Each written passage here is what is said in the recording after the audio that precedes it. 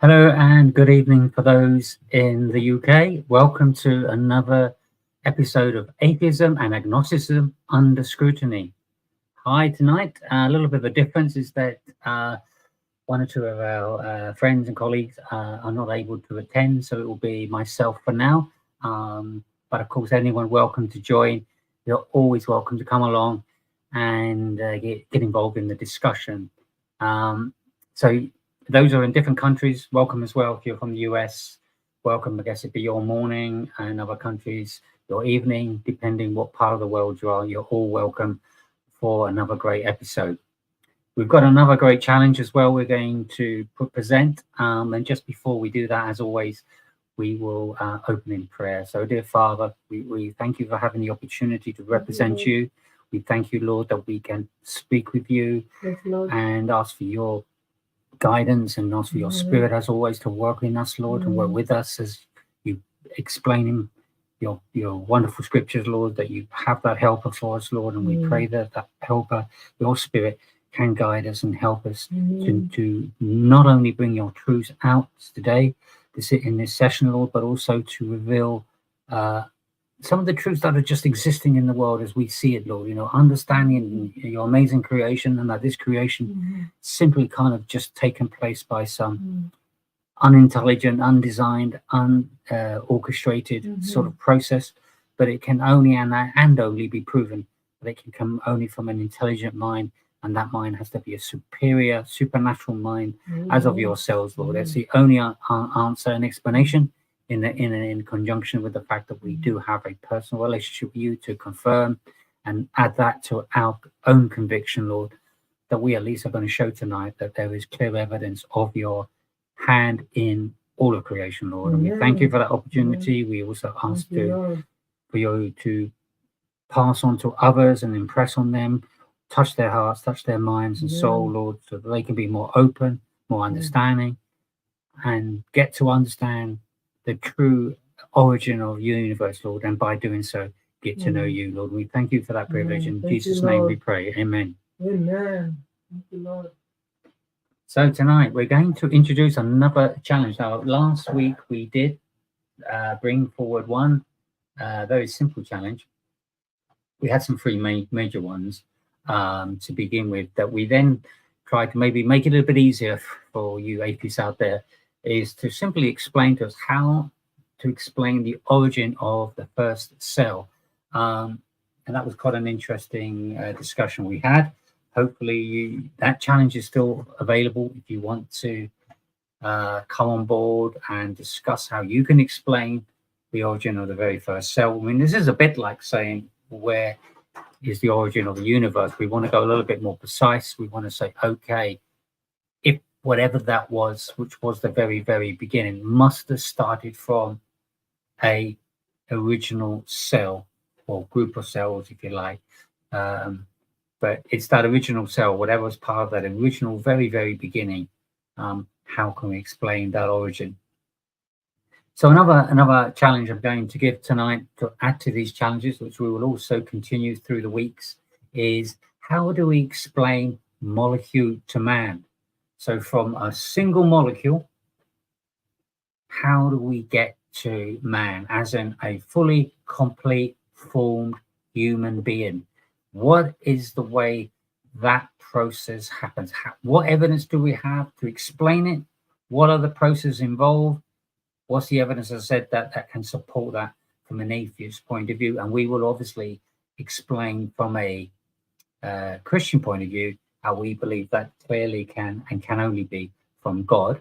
But also we want to also understand, what do we know? What have we understood as human beings through science? Because science can be helpful. Science can provide some supporting evidence, some revealing information to provide some sort of answers and additional information to explaining the origin of man and to explain maybe some of the unknown processes. And I think one of the more struggling processes I see with atheists is not so much on a what we call micro level, but it's on a macro level, where we're talking about, as I say, from a single cell, or if you want, from a particular form, life form, seeing the way that transitions into another life form. So you can do that in different, at whatever level that you want, whether it's from a specific cell level, but if you want to explain it from one species to another, one kind to another kind, and I am talking a very different kind. I'm not talking about a collie to a spaniel, say, one breed of dog to another breed of dog. We know within the breeds of dog, they can breed, and you get different forms of dogs. But what do you always get? You always get a dog. You do not get a cat. You do not get any other form of living kind, and that's the key for us, because that would help explain how you can transition from a single cell, from any kind of cell form structure, to a particular kind, because it is basically that same transition or transitions of steps. You can, of course, throw a billion steps, you can throw a billion years at it, but it's whether you can conceptually prove it. And that's the challenge today. I don't believe it's out there. I don't believe you can provide any evidence of anything from one form or kind transitioning into another. And I definitely don't think you can explain from any kind of non-God, non-creation, non-intelligent kind perspective how to explain how a single cell can form through any form of process to end up into a fully formed living being. In this case, the challenge is man. So I did do some quite interesting reading recently, which I thought was very, very interesting. I want to bring this up. This is again talking about what do we know. And a lot of this does seem to stem around this classic atheist position that tends to come up a lot, and that is the theory of evolution. Now, what sometimes is the issue with this whole thing about evolution is, of course, is this form of transition. So we need to look at the different ways we can study any form of evidence that can see and help us understand any form of transition. Now, the key to this is not to say we see some fossils or we see something, some cell structures or some forms of kind, and then do some kind of fill in the gaps process, because we know this was part of the original theory, certainly from Darwin's perspective. His theory of, which I'm sure most of us all know, as most common case for this is the transition of an ape, chimpanzee, whatever, to a human. And we see these lovely drawings, of course they're just drawings, to try and explain, because you see some variation of ape.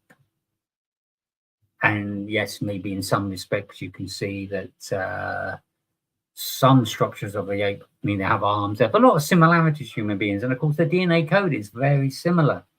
But do not be fooled. Just because the DNA structure of an ape is very similar to humans isn't evidence itself. The evidence is about the transition, the gradualization of a macro evolutionary process is what we're looking for. We're looking to see how you can explain from an ape to a human. And some of those challenges was Darwin back then, as much as he was a great mind, a very smart guy, there were certain things he did not understand. The advancements of science wasn't developed well enough for Darwin at the time to be aware of certain things that we know, what we are aware of today. And a lot of that is around DNA.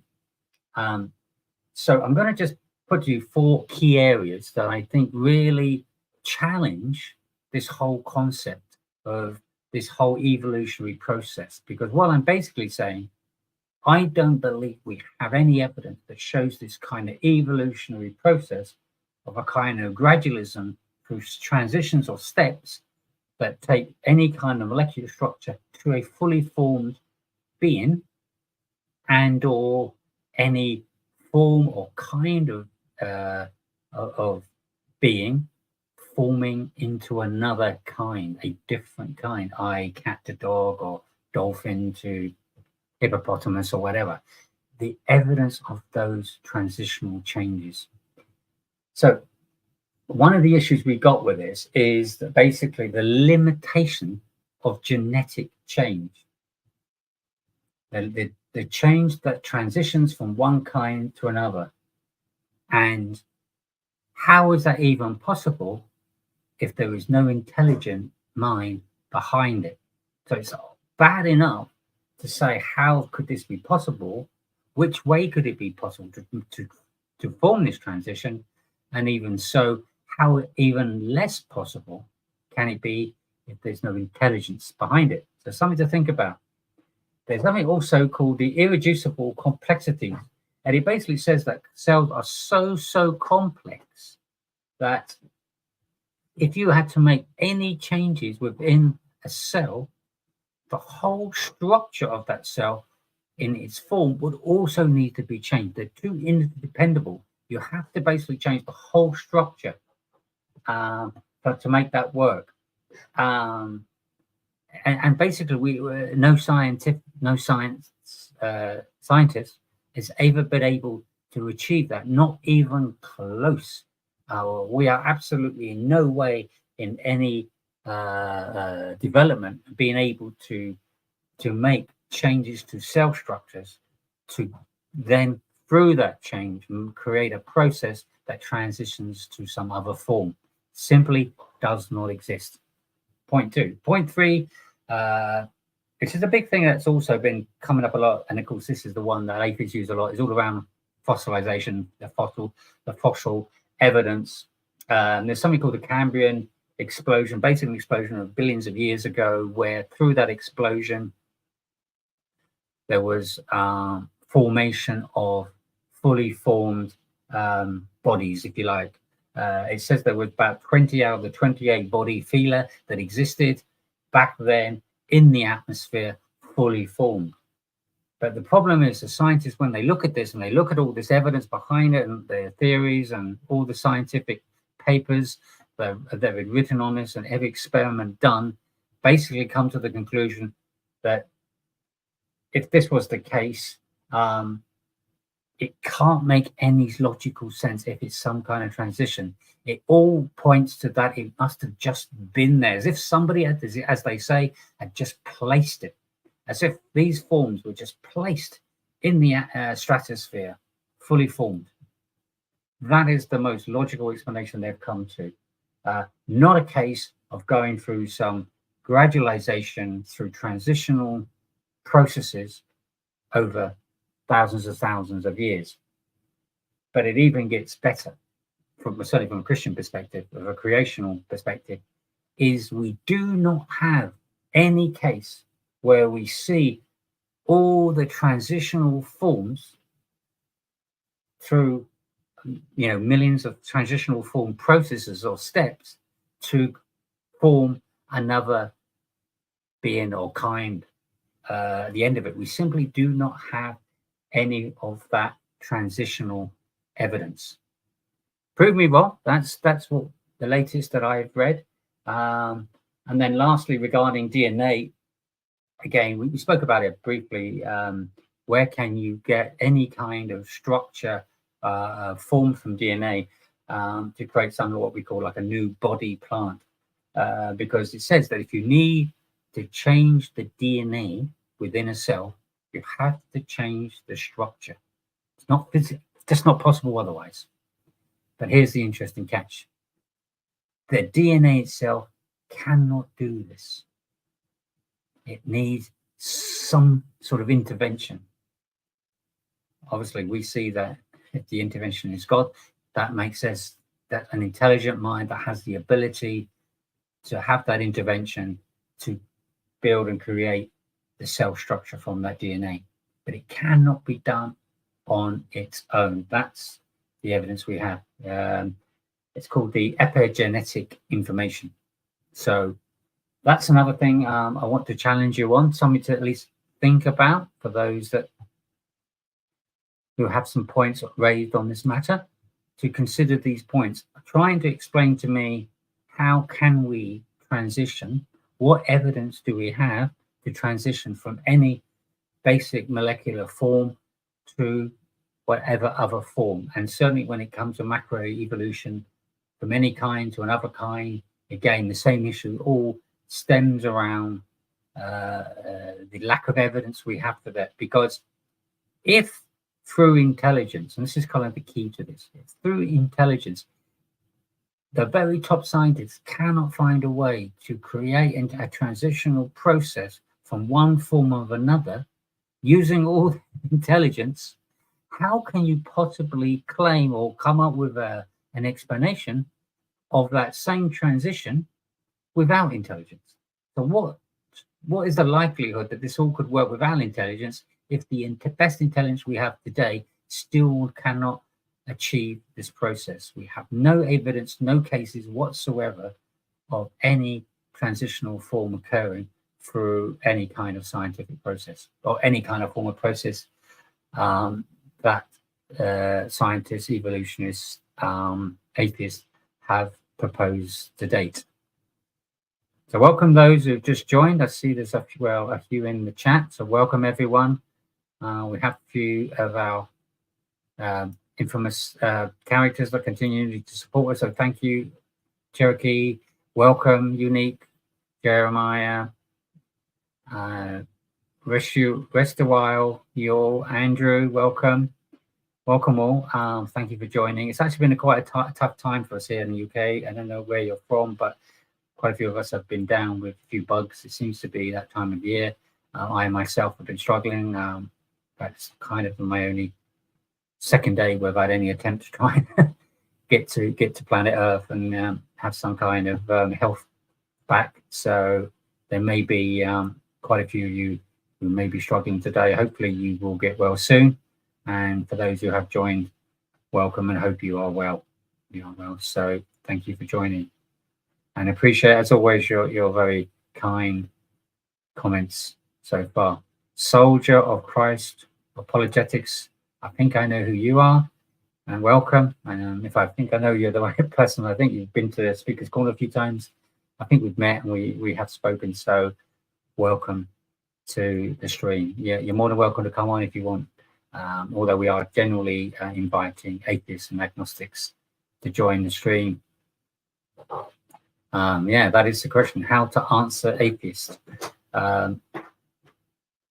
This is what we're really here for. We're putting the proposal that only things that we are aware of that absolutely make sense is normal, not even normal, but just if we just look at simply any kind of natural process that is without intelligence, it simply is far more unlikely than an intelligent design, is it? And when you think about looking at anything where you've got a great deal of intelligence behind it, it then starts to make sense, because in the real life, that's how it works. When we start to put anything together that's incredibly sophisticated, it comes from some form of intelligence. So why can't we say the same for everything else, especially when we have no evidence to the contrary? We have evidence as Christians that there is a God, and therefore that is the God that has that intelligence. So that's the reason why we believe God is the creator of all things, as written in the Bible, which we believe is inspired from God, and that's why we believe in that. And that ties into our relationship with God and why we believe in God as the creator. But that's our position. Of course, if you ever want to challenge that, we have a Friday evening stream where you can, which is tomorrow night, challenge the Christian worldview. And in that would be how we would support and defend our Christian position. So we're not going to be doing that tonight. Our night is, as Christians, open up the challenge of the atheist to explain to us the origin of life, especially under those two challenges. Thank you, Unique. Yes, I am better, thanks. I've certainly been struggling. Was off a few days from work, which I rarely am off work, but it's been a bit tough. But I think I'm over the worst of it, and I thought I'd at least make an attempt to at least cover the stream tonight. It may be a short one. I don't think I could do a full length, long evening tonight. It may be a short one, but we'll see how it goes. Obviously, I'll be here to support anyone that does come on that wants to have a discussion. I'll do everything I can to encourage that and stay online to have that discussion.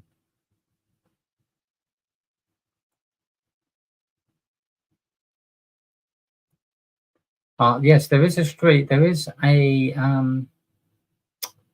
that is a good point. There should be a stream out on YouTube. Unique. I did post it, so I'm not sure. If you could check for me, go on YouTube, see if you can check and type the heading here and let us know if it is on YouTube, because it should have been created.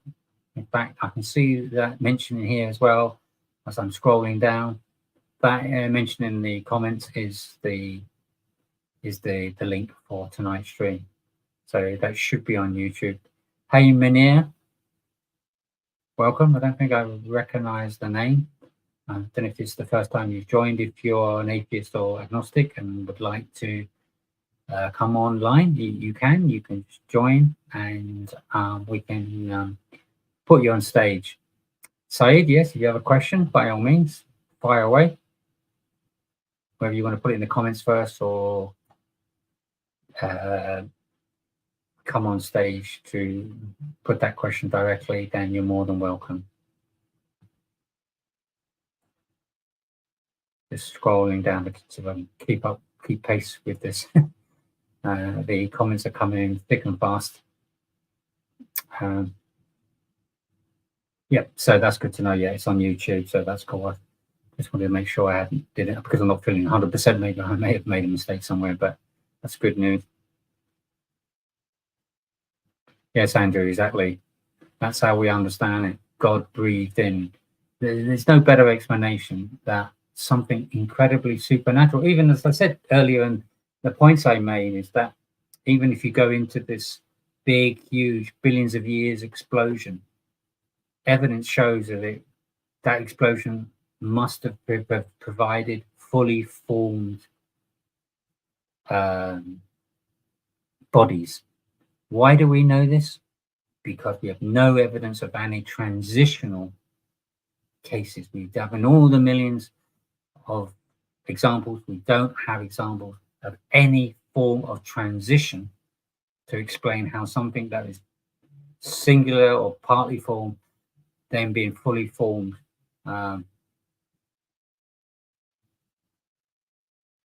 So that for me is where the issue is. Fully formed is what they say must have been the case, but then if it's fully formed, how did it get there? You know, this is the thing. How did fully formed bodies ever being there for the very first time come about? It's okay to throw billions of years. It's such a good sort of cop out, really, in a way, to just say, okay, it must have been, just keep throwing billions of years ago on it, and if that wasn't good enough, to throw another billion years and keep going, and eventually somehow there was a beginning of life. But it really doesn't answer things at all. It really does. All it does is just delay the inevitable. That is what was, again, the beginning, whether you put a billion years or not. It's clear through the lack of evidence of anything transitional, it must have been fully formed. How on earth did it get there without any form of creation intelligence behind it? And that's really the point. The evidence just simply does not stack up. But amazingly, many individuals, welcome AG, welcome to the stream. Blessings to you, do, sister. It's just amazing. Saeed, I'm not quite sure. He will guide you in all truth. He will not speak his own authority, but whatever he hears, he will speak, and he will tell you all things to come. I'm not sure who you're talking about. If that's God, that's absolutely right. But let us know, Saeed, what your thoughts are, and maybe even if you want to put in a private chat what your beliefs are. Just that will help to understand your position, because we are really looking for atheists and agnostics to join the stream. Because really that's really the whole purpose of this particular night's session. Now, I don't know, for those that have been following, it's been a very interesting journey so far, in as much we really haven't had any really convincing arguments to explain the origin of the universe, or even explain how we get this amazing rich tapestry of life in all the different forms, and yet we can't explain any of the process and in the transition, how it gets from one to another, whether there was any case that any form of any kind ever transitioned to another. We have absolutely zero evidence, and that's the point. Surely by now we would have found something, because we've got, and of course the thing with this is that fossilization helps. Going into rocks, going to into the earth crust, wherever it may be, digging up whatever, you get a lot of very, very good sort of imprints in to give you very, very serious clues. And what we don't get is, as I said, anything then connects the dots to show how any form of life has transitioned into another. So it's a very, very important point that, one, we don't see any transitions, and two, what we do agree and see is incredible complexity. What does complexity sort of bring, sort of produce? For me, has to be intelligence. We have no other case that anything complex just came about. We have no examples. Whatever we do in terms of man, who are clearly the most intelligent being on the earth in terms of what it can accomplish, cannot at all take any form of cell and help transition it into something completely different, another different form. As explained, the whole cell structure needs to be completely restructured for it to work. The DNA itself has to then work to create that new form. It simply cannot do this on its own. We see no examples of this full transition. I don't know what more evidence you want from that perspective, and what conclusion can you draw from it? Because really what we're saying here is, which is very contrary to what you have in schools, is what is the evidence that we do have? What is the facts that we do have? What we can put down as clear as we can based on the evidence that we do have available. And this is with all the latest advances over the many years. This is obviously many years after Darwin. Darwin obviously didn't have much knowledge of cell structure. He obviously didn't have all the technology that we have available today. That wasn't available for him. So he wasn't able to do that level of research. We have done that. And as I said, all the scientists, although they can write up all sort of chemical equations to suggest some kind of hypothesis, it's never turned out in reality. And James, whatever his name is, James Turin, I apologize, I got his name wrong, one of the Christian scientists that put this major proposal out there and challenge, still not been challenged to provide any evidence how you can create a cell or any form of transition of a cell structure into another form. Just nothing like that has been proven to go from single cell to multiple cell and so forth. All these kind of forms of evidence has simply not been available. So yeah, it's been, what I find quite amazing is how almost the audacity that schools in the science syllabus put this forward as if it's a fact. It's like, yeah, this is how it all works. We all came from apes. We have evolutionary clear evidence. It's a fact that we've all been formed from apes, and there are other different forms of life over billions of years from different animal species to another. Let's just accept it and believe it. And yet, amazingly, no single evidence whatsoever to back it up. And that's why the challenge is out there, atheists. Pardon me, I'm still feeling a bit under the weather. So that for me is like my main challenge. Hope everyone is well. I know a few people have been asking how people are doing. I've just had my colleague Greg say hi. Hi, Greg. Hope you're doing well. Yeah, looks like he's still a little bit under the weather himself, so we bless him. Silk, I'm going to add you to the stage because you're the first to join. So welcome. Hi. I don't know exactly what is today's topic, but I was just listening to it, and I have few questions. If you can answer me from Christian perspective. It's to be honest, Silk, we are trying to get atheists and agnostics to try and explain their worldview, not defend Christianity, because that's what we do on a Friday. Or tomorrow, you mean? Yeah. I mean, if you've got questions or you Just you know, one question I can ask before I go. Don't let me go Yeah, sure. empty-handed. Yeah. Okay. So my question is, what is Christianity perspective on Big Bang? Well, that's a very good question. So I won't go into detail. That can be done Friday, but just to give you a very quick view, there's two different ways of we look at it as Christians. One is, of course, we go as our soul and primary soul is the Bible, and the Bible doesn't go into obviously any theory that's put forward. It doesn't cover all the theories and explain them, so there isn't a direct, explicit explanation of the Big Bang. But God talks about how He created the universe the way He did, and that could involve some form of Big Bang, if you like.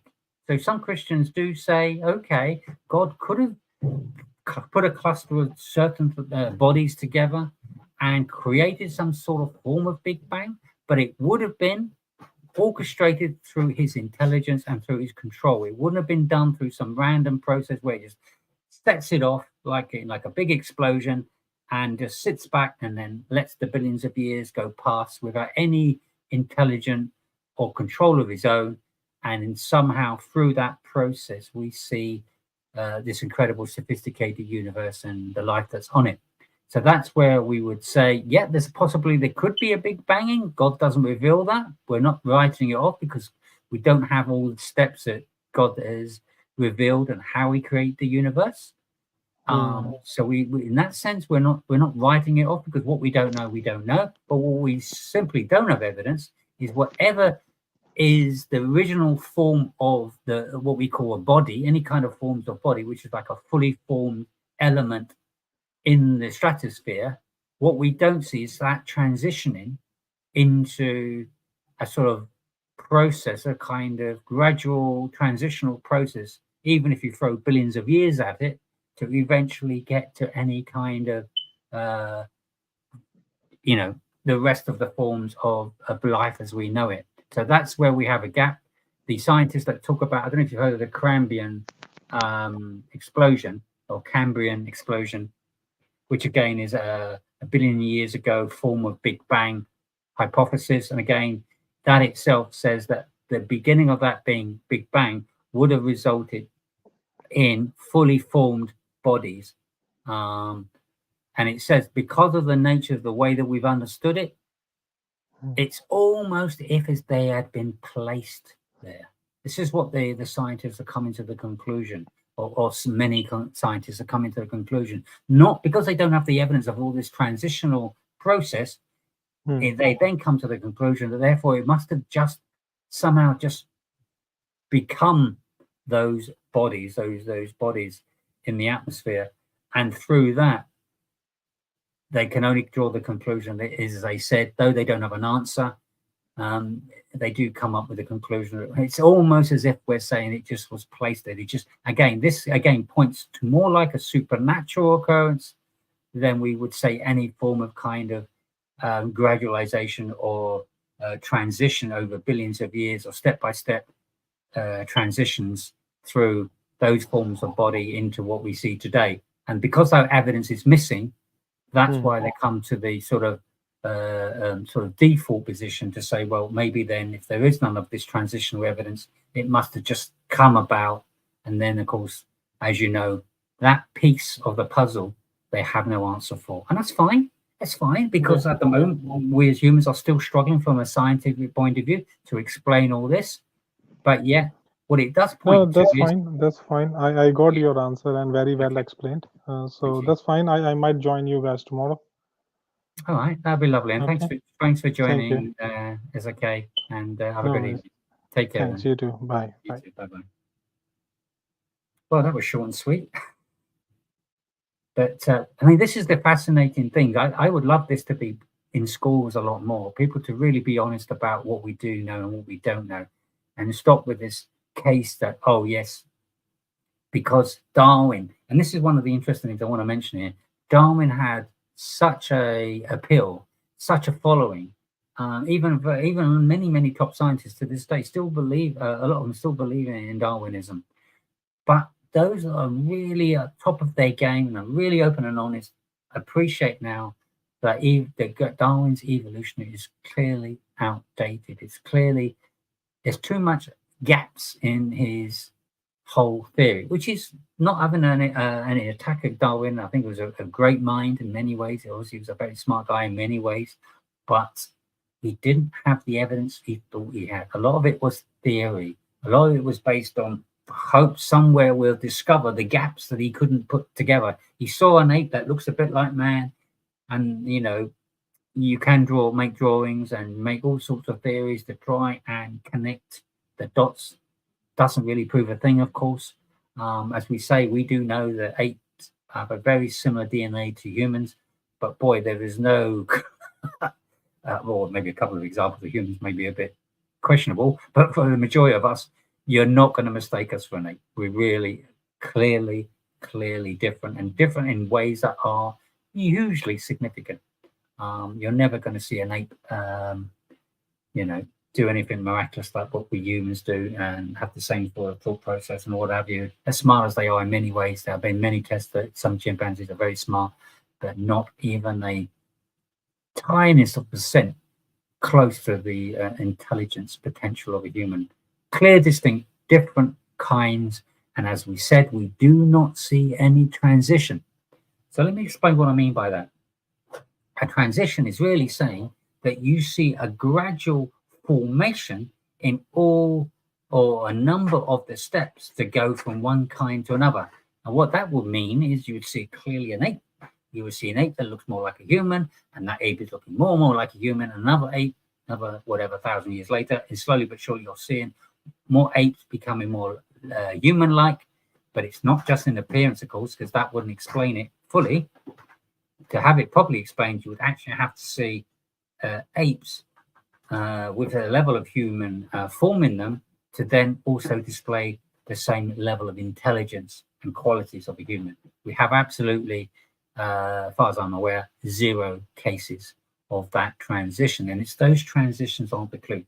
Because if over all these billions, millions of years of transitions that allegedly have taken place, why have we not got any examples? There is absolutely none.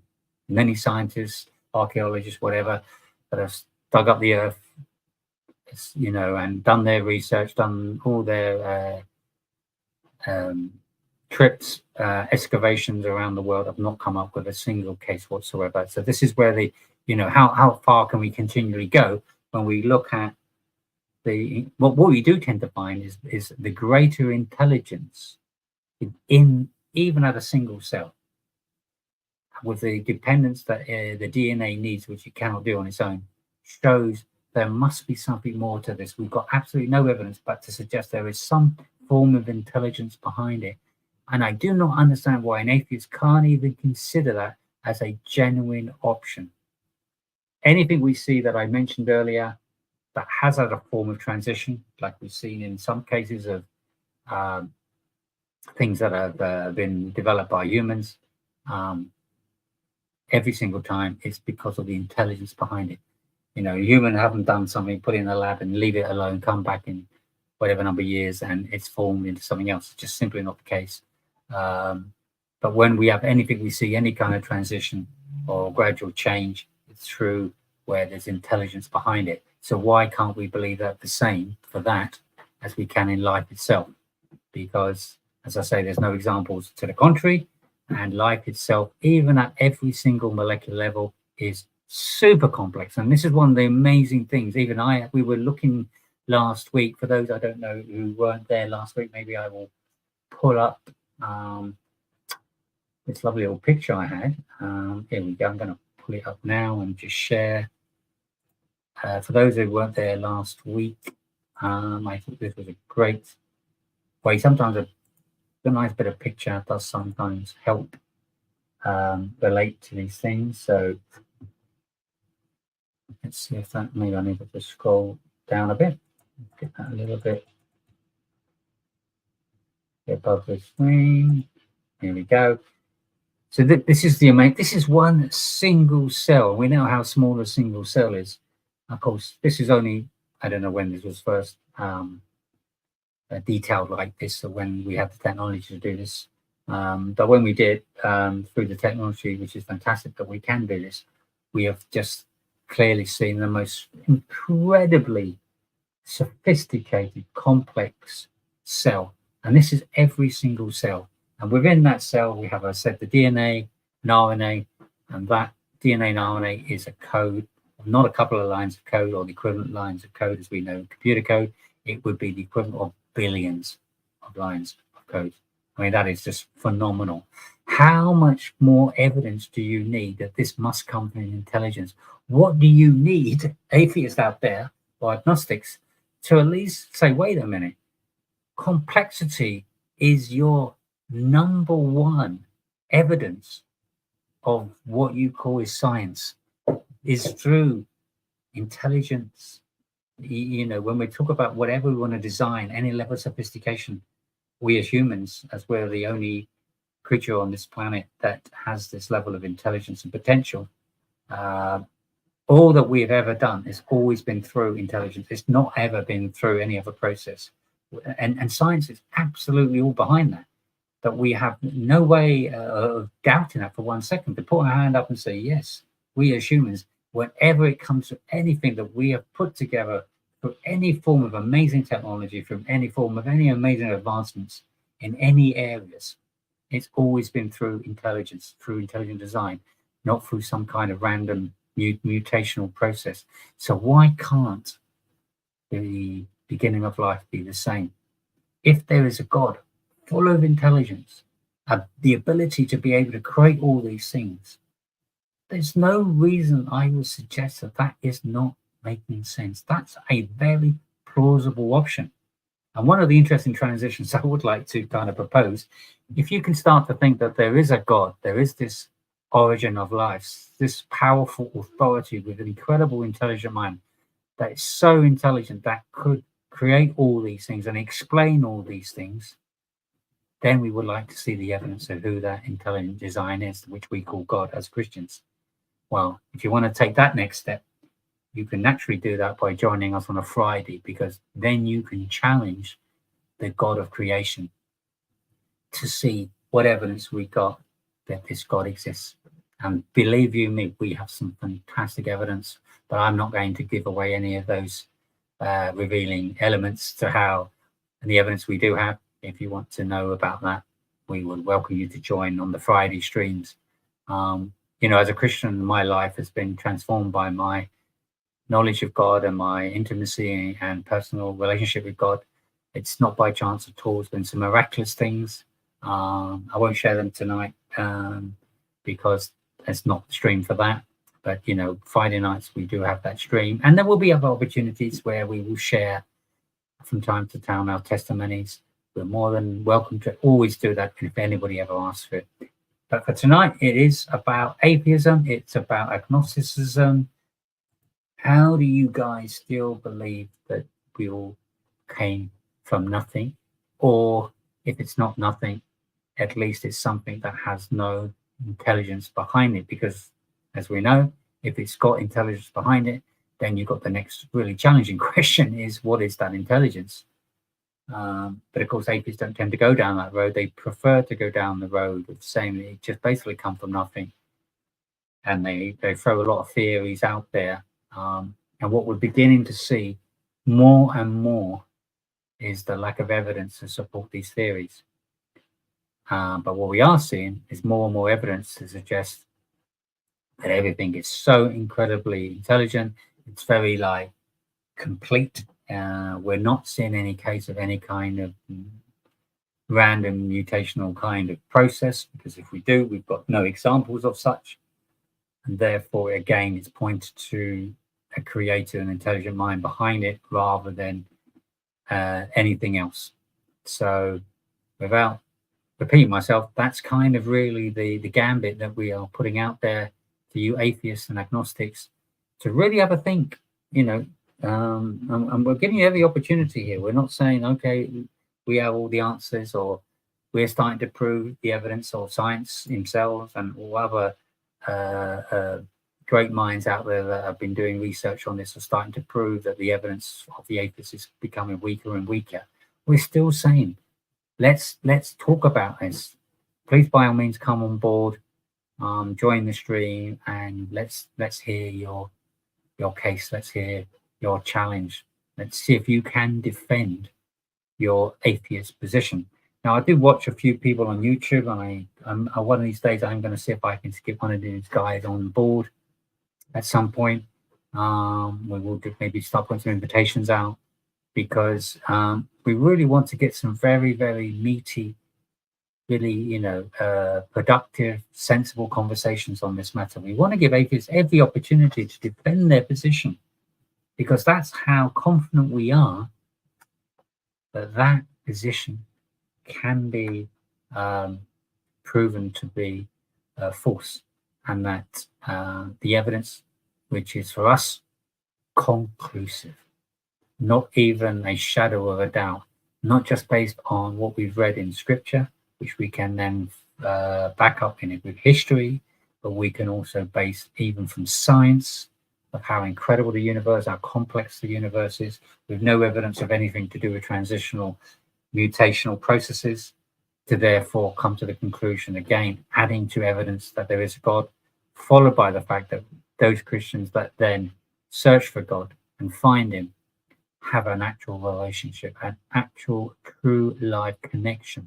And that for me is the most powerful thing of all. And that's why we invite people to come along, investigate their views, get them challenged, and then even at that point, consider the evidence for God that we have.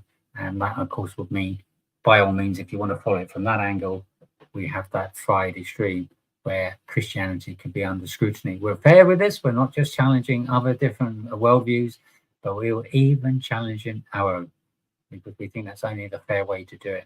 And I think it's also the best way to do it, because that way we can then put forward the reason why we believe wholeheartedly that the Christian position is true, and that is the only true position from a belief in a God, because all other faiths that aren't based on the Holy Bible and what we see, how God is explained in Scripture, cannot be true either.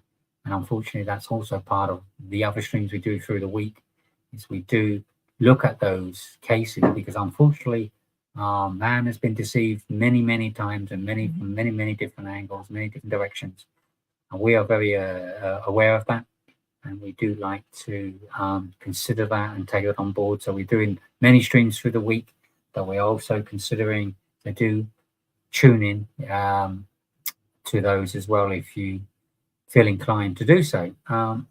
Welcome, Sigma Waves. I'm not sure, no one here has ever Googled evidence for evolution. I certainly have. So I don't know, Sigma, if you're an atheist or agnostic, you want to come on board and let me know your thoughts, you're more than welcome. Without lies, evolution dies. That's interesting. It's a good way of putting it. But Sigma, I'm not quite sure what you're trying to say. And very easy to make all these kind of comments, but can you back them up? So that'd be the challenge to you. If you say that there's some good evidence for evolution and you haven't heard it, I'm amazed at you. If you've been following us, I've been covering all the main coverages of atheism. I've watched many videos, I've read many books and documents on the subject, and you know, it's just not anything that I would say really is compelling. But you're more than welcome to prove me wrong and join the stream. That's all I can say for you. If you really think you've got a case, there's no better way. And because we can all hide behind the screen and say, oh yeah, yes, this, that, and the other. But how about backing it up by joining the stream and putting your case forward? Yeah, Sigma, I'm not sure about why you want to talk about something about WoW specifically. I'm not sure the point of that. That doesn't really get to my challenge is that it's the origin of life. I think you would go down a very long, very slippery slope if you're going to look at one particular species and come to any conclusions from that. There are many different explanations, scientific explanations that have been put out there to understand the different species and why they have their different characteristics. Just is the way it is. So obviously the way they breathe and all the rest of it is explainable, and that's just a matter of going to the right documents to look it up. But it doesn't get to the answers of my challenge, which I will go back in case you didn't see what they were. So let's go back to my 2 challenges, just the 2. So we'll just quickly scroll to that. First one was, how can we explain the origin of the first cell? You're more than welcome to put that case, Sigma, if you're interested. And the other is, how do you explain molecule to man? So what I mean by that is, how can you explain the transition from one form, where it's just a basic cell? I can also give the option to say one form of structure, living structure, to another kind, a different form. So I'm not talking about one breed of dog to another breed of dog. I'm talking about a cat to a dog, a fish to a horse, whatever, a completely different kind. Because as I'm fully aware, there's never been a single case where we've seen that transition. And of course, it would require millions of steps for that transition to work. And if that was the case, we would have evidence of it. And as far as all my research has proven, there is no evidence of such transitions. Because without that evidence, how do you even make the claim in the first place? Because if there is such cases, as we said, we looked at, I will scroll to this next page so you can have a quick look at this as well. This was some pretty good research done recently on this. It's all to do with macroevolution. The way that we transition from one kind to another, we have not observed any of this at all. And this is due to the limit of genetic change within a kind. And therefore, what chance is there that such a process could ever exist without intelligence, let alone with? So this is my point. Without intelligence, that form of transition is even more unlikely. One of the parts of the reasons is cells are just so incredibly complex, and therefore, and with that complexity, which I did briefly mention last week, requires such a dependency on the whole structure of that cell that would also need to be changed, because it's also interdependent of each other. So it's not just a case of just making a small tweak in a cell. You have to make major structural changes in the cell to accommodate that change. Otherwise, it simply would not work. This again points to making such a change is just something we just don't see. We do not see the evidence of these kind of changes being made to more molecular structures to then show the result.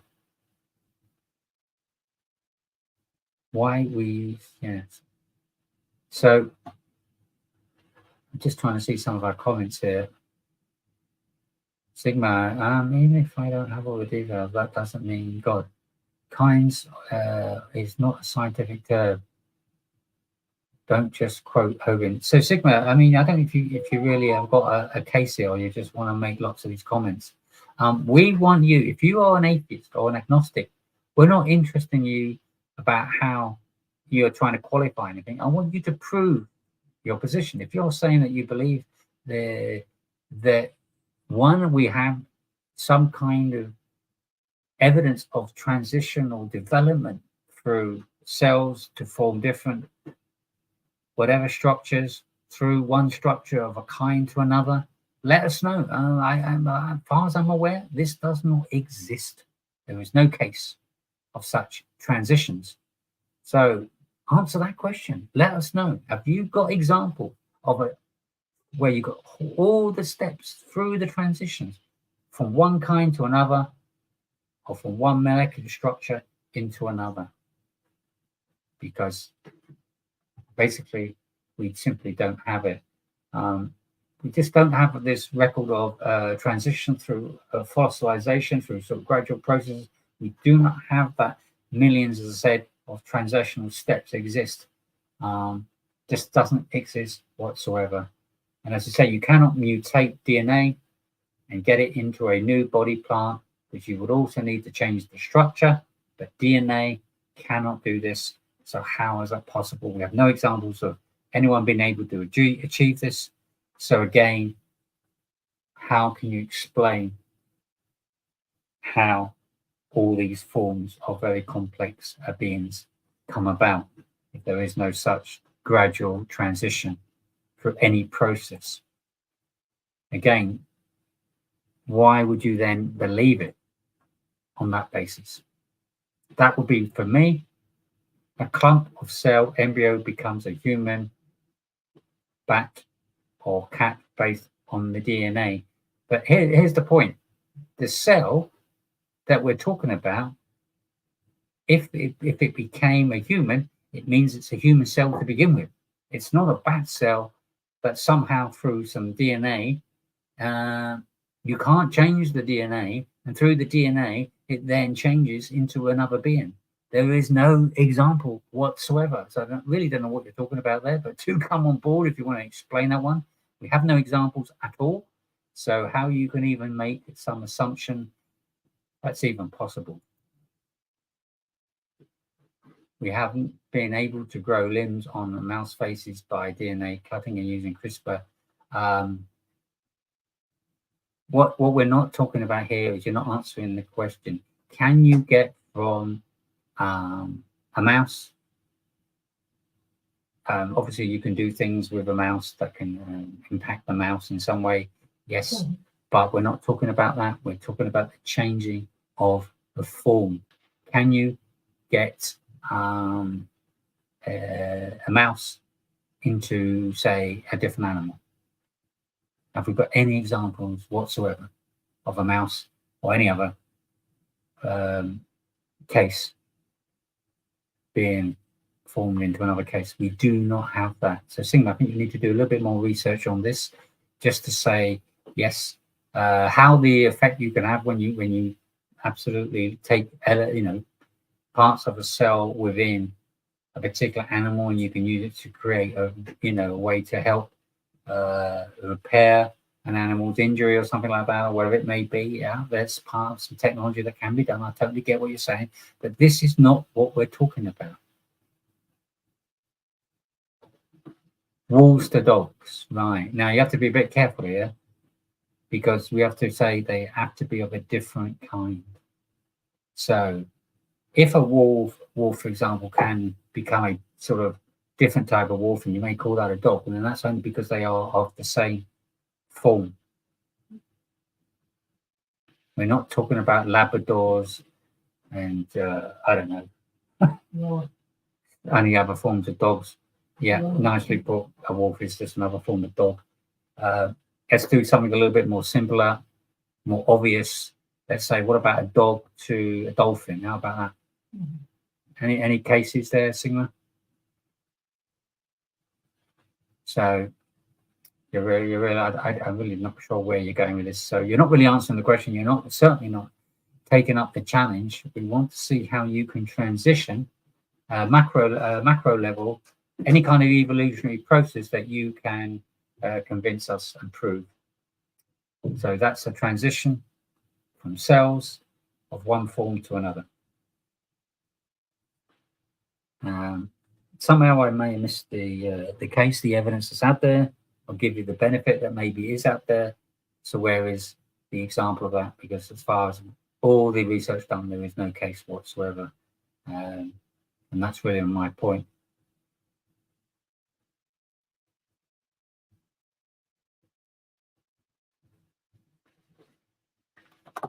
Wolves and dogs. Let's just check that out. Are wolves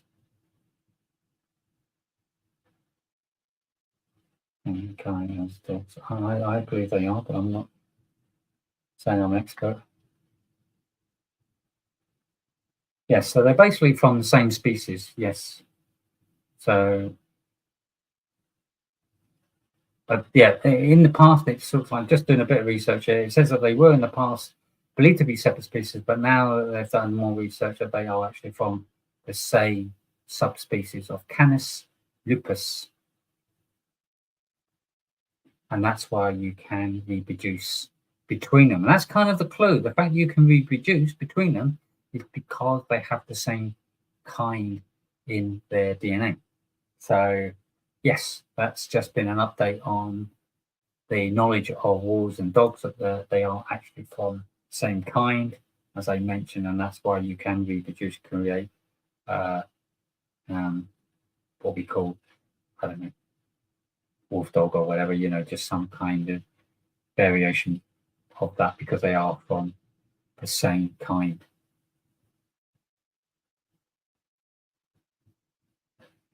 What have we got here? The human raccoon 8-man fraud. That's an interesting one. I'll make a note of that. Thank you, Unique. We always like to have some people I'm going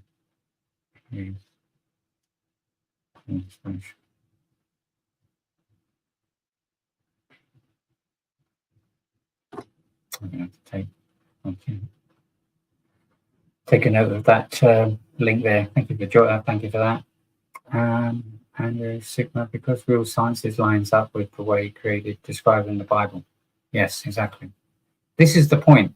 Science is becoming more and more convinced that things must have just been there, not transition. That makes more logical sense. And if they are just come about, then of course the Bible story makes more sense, because things that just come about can't come about with a level of complexity unless there is intelligence behind it. That's why we believe what we believe, because that intelligence is God, the creator. So the evidence is more and more pointing in that direction. The more they discover, the closer they get into the God position, then they are going away from it. The more this evolutionary random process is becoming more and more a case of less evidence, unsupported. As I said, there's absolutely no evidence whatsoever for any kind of transition to explain these theories. But to the contrary, we're saying that there's more evidence that it all points to an intelligent design, i.e. what we call God. So that's kind of where we are on that.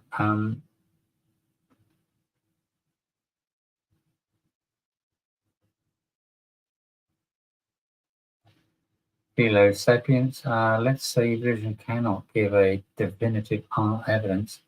How does it follow that God? I'm not sure what you're saying there. Whether you're saying, well, I'm going to try and guess what you're saying, because I'm not sure if the grammar's right here, but how does it follow that God is the definitive evidence? Well, if that's what you're asking, let me try and put that in a partial answer, because I'm not going to answer it in the complete sense, because that's what we're doing for tomorrow night. I'll come to that in a second, but certainly just quickly to answer your point, is the evidence is going more and more towards an intelligent design behind it. If you want to know what that intelligent design is, we can support that with a very, very strong argument that we are very convinced of. And that was what we are doing on a Friday night. By all means, tune into our Friday stream and you can pose that question. Prophet was not a child molester. Not sure what you're doing on here with such a ridiculous comment, or if that's your name. Yeah, we do cover Islam on a different night, and of course we know Islam is completely false, so we're not entertaining that here. It's not the stream anyway. You want to go into a different night, which is on what night's that?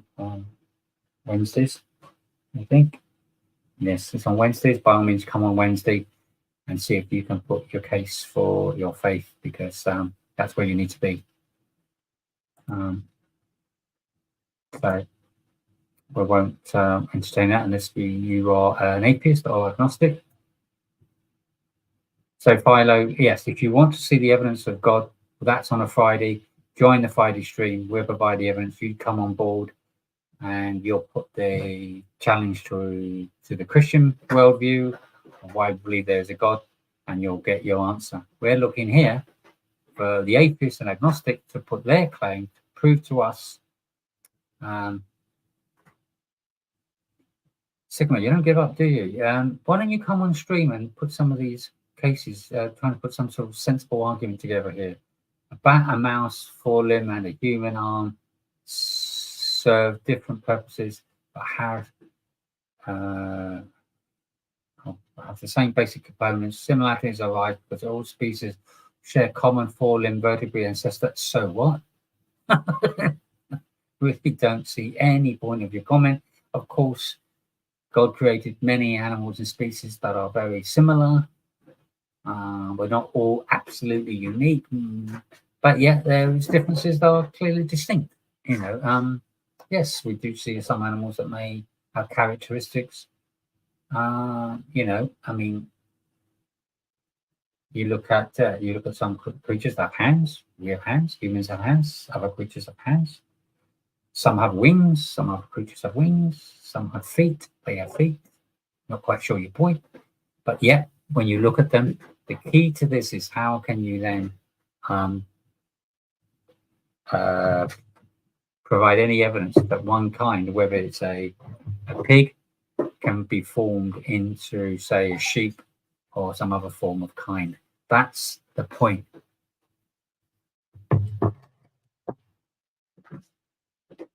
Well, actually, no, you'd be wrong there, Philo. So atheism is absolutely staunch on evolution as one of its key components. It's one of its primary, the evolutionary process, the process that without intelligent design came about, and through a gradualization of millions of years of transition, random mutational processes create life. And if that's the case, where's the evidence for it? And if you could show that's the case, why is it therefore at a macro level you can't show any way that one form of life can be formed into another? Because that would be part of the evidence of this transitional process. So again, it is absolutely very related. You tell me how many atheists out there don't believe in some form of evolutionary process. I don't think you're going to find very many.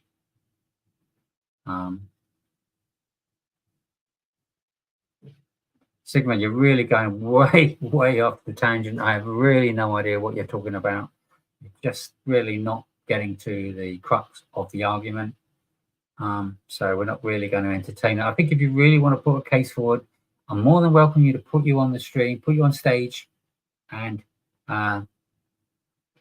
okay, Philo, maybe you want to reword it. Maybe you want to just get your wording a bit better and make it a bit more clearer what you're trying to say, and let's see if we can get to understand your point. We didn't just come on the stream, by the way, empty-handed. We did a lot of research. We done a lot of study on atheism. We do understand many atheist positions. I'm not saying we understand all of them. There may be a plethora of them out there, but the general position of an atheist comes from a number of very basic premises. First and foremost, and this cannot be argued because it's kind of what the atheism is that life came from non-intelligent life, which is close to saying from nothing or close to nothing, just somehow through some way just existed. But the atheists at that point also then attached with that, they don't have the answer, that they just still purport that it didn't come from an intelligent design. It came just from either nothing or just from some mutational process. This is again leads to the second atheist view, and that is basically, of course, meaning there is no creator, what we call God. That wasn't the origin of life, of everything as we know it. It was without that intelligent designer that we call God. An agnostic, again, is kind of a similar in that position, is that they're basically not saying there isn't a God, but they're saying they don't have a suitable enough evidence to believe in a God, which is why we're kind of putting them under the same band here, because at the end of the day, they're looking for the evidence of God, while we are looking for, 1 second.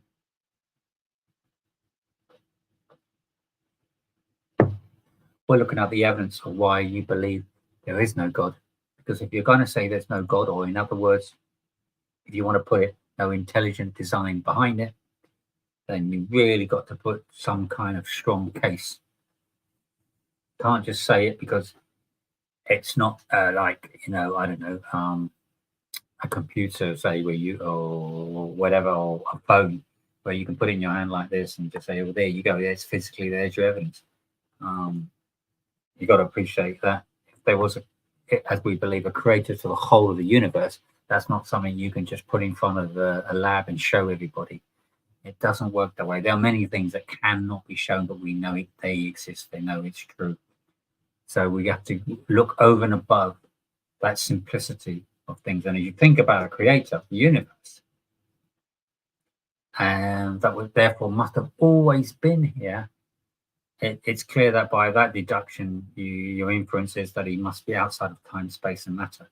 So how you would actually show the evidence in some physical way isn't really a very good way. However, through the biblical event, God has made himself known in various different ways. And certainly if I recommend you reading up on the Bible of those events, and there are some great historical support to back up many of those events.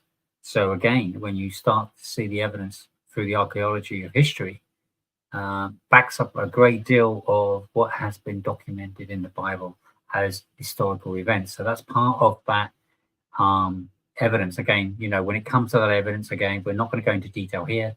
That's something for Fridays.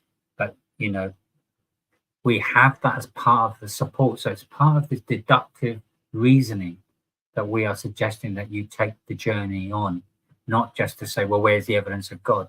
If you start to realize that it makes sense that there's intelligent design, and therefore maybe there is a God, why not explore that opportunity and join the Friday stream?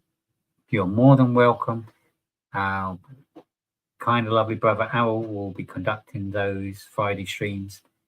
You'd be more than welcome to have you challenge that case and to challenge how can you prove God exists, and the God of the Bible is that God that created all things. We're more than happy to take that on, and as I say, we can do that on a Friday, so do join that for those who are asking those questions.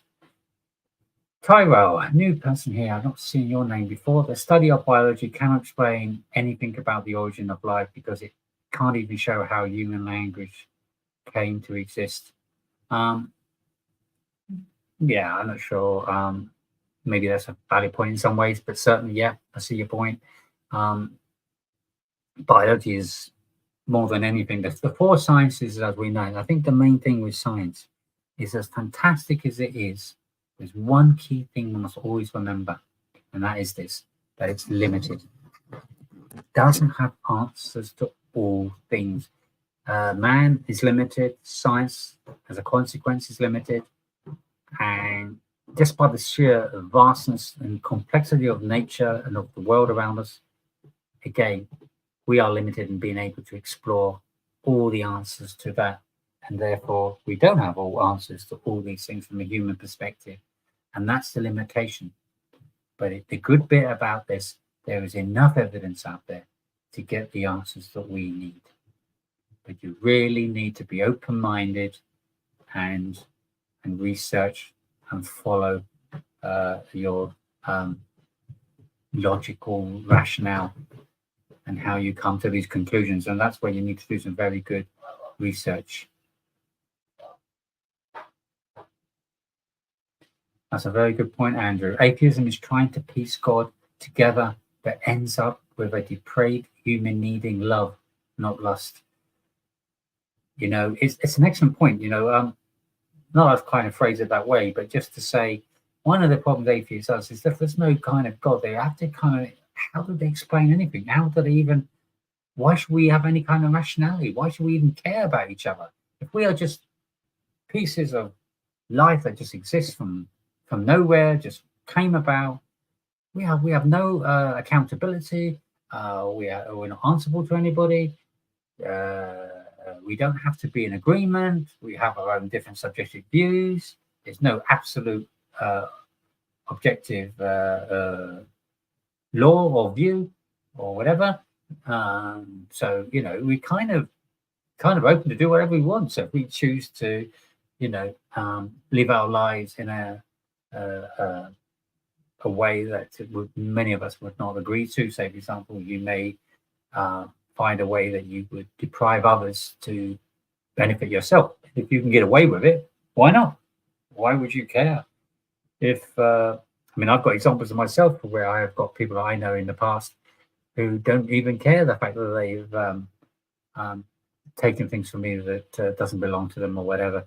We have many cases of people just abusing other people. But if you're not coming under any objective rule or law, who's to say that you are wrong? What accountability have atheists got? They could literally do whatever they like and justify it. If they say there's no God, who is to say? And who's to say the law of the land is right? It's just subjective views. Whoever's the prime minister, who's in office, they set the rules. Who's to say they're right? It's just begs the question, doesn't it?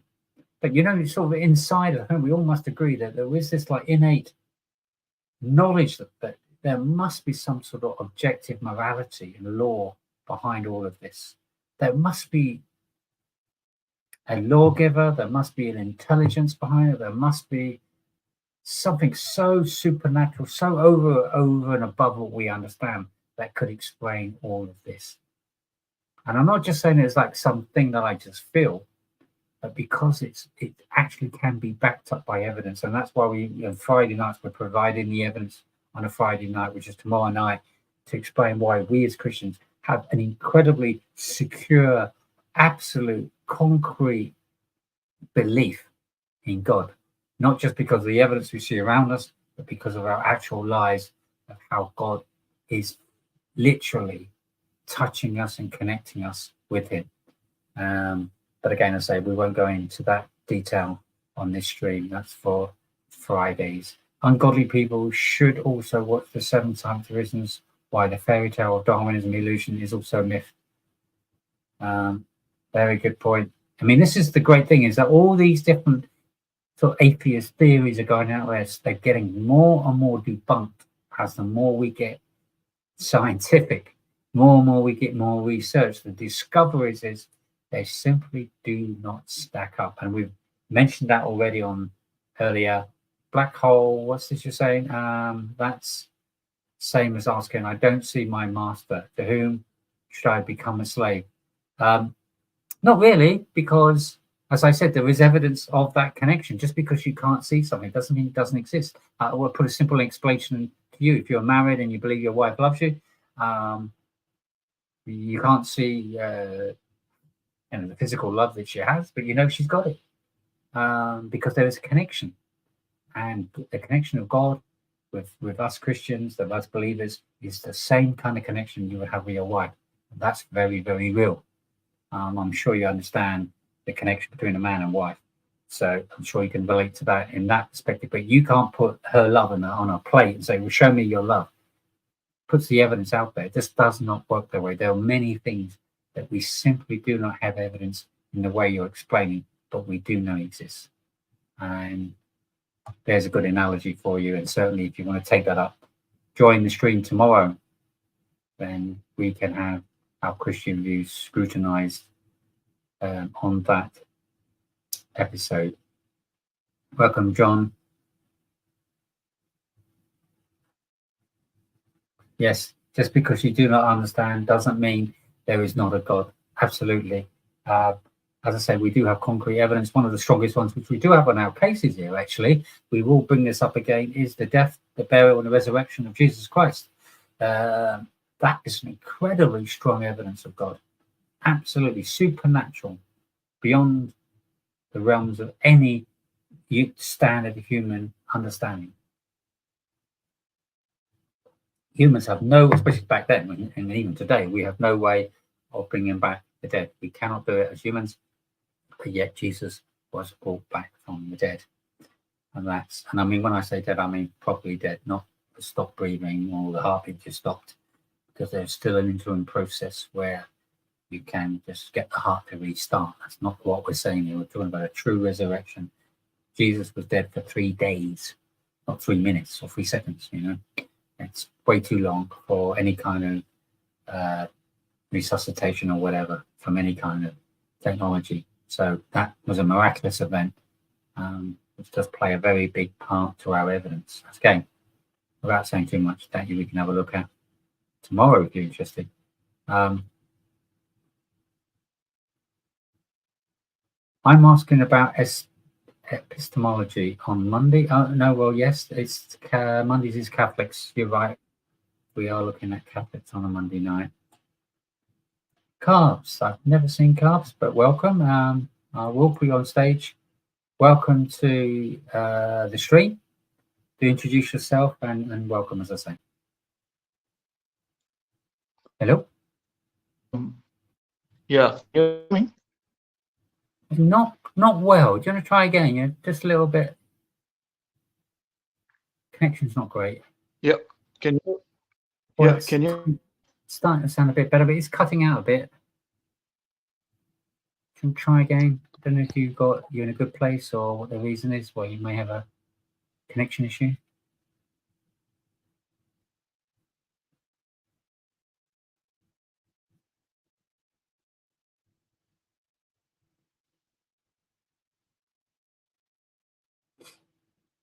That's why Carbs there is just trying to get connected.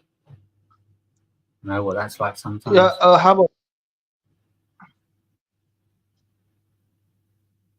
Yeah. How about now? Can you hear me? Oh, that sounds a bit better. Yeah, go for it.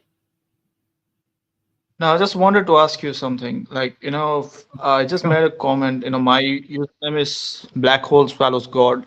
I just made a comment, and your moderator just put me on a timeout.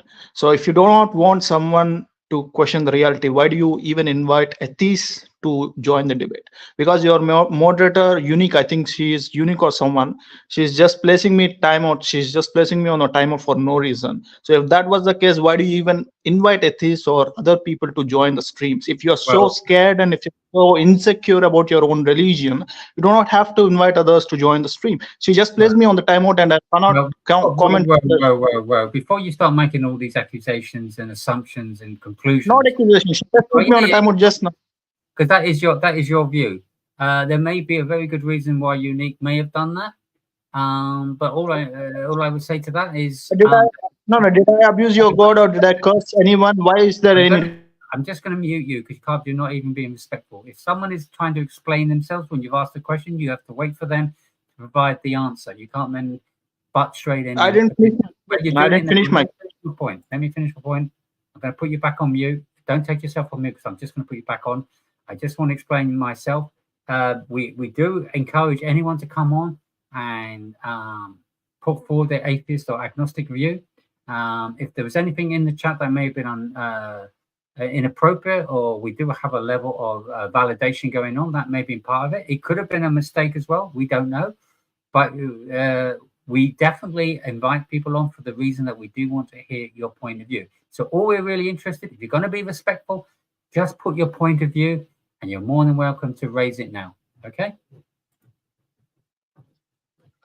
No, it is not a mistake at all. The Unique has been putting me on a timeout from the past 2 to 3 weeks. Okay, this is not the first time that she's been doing it.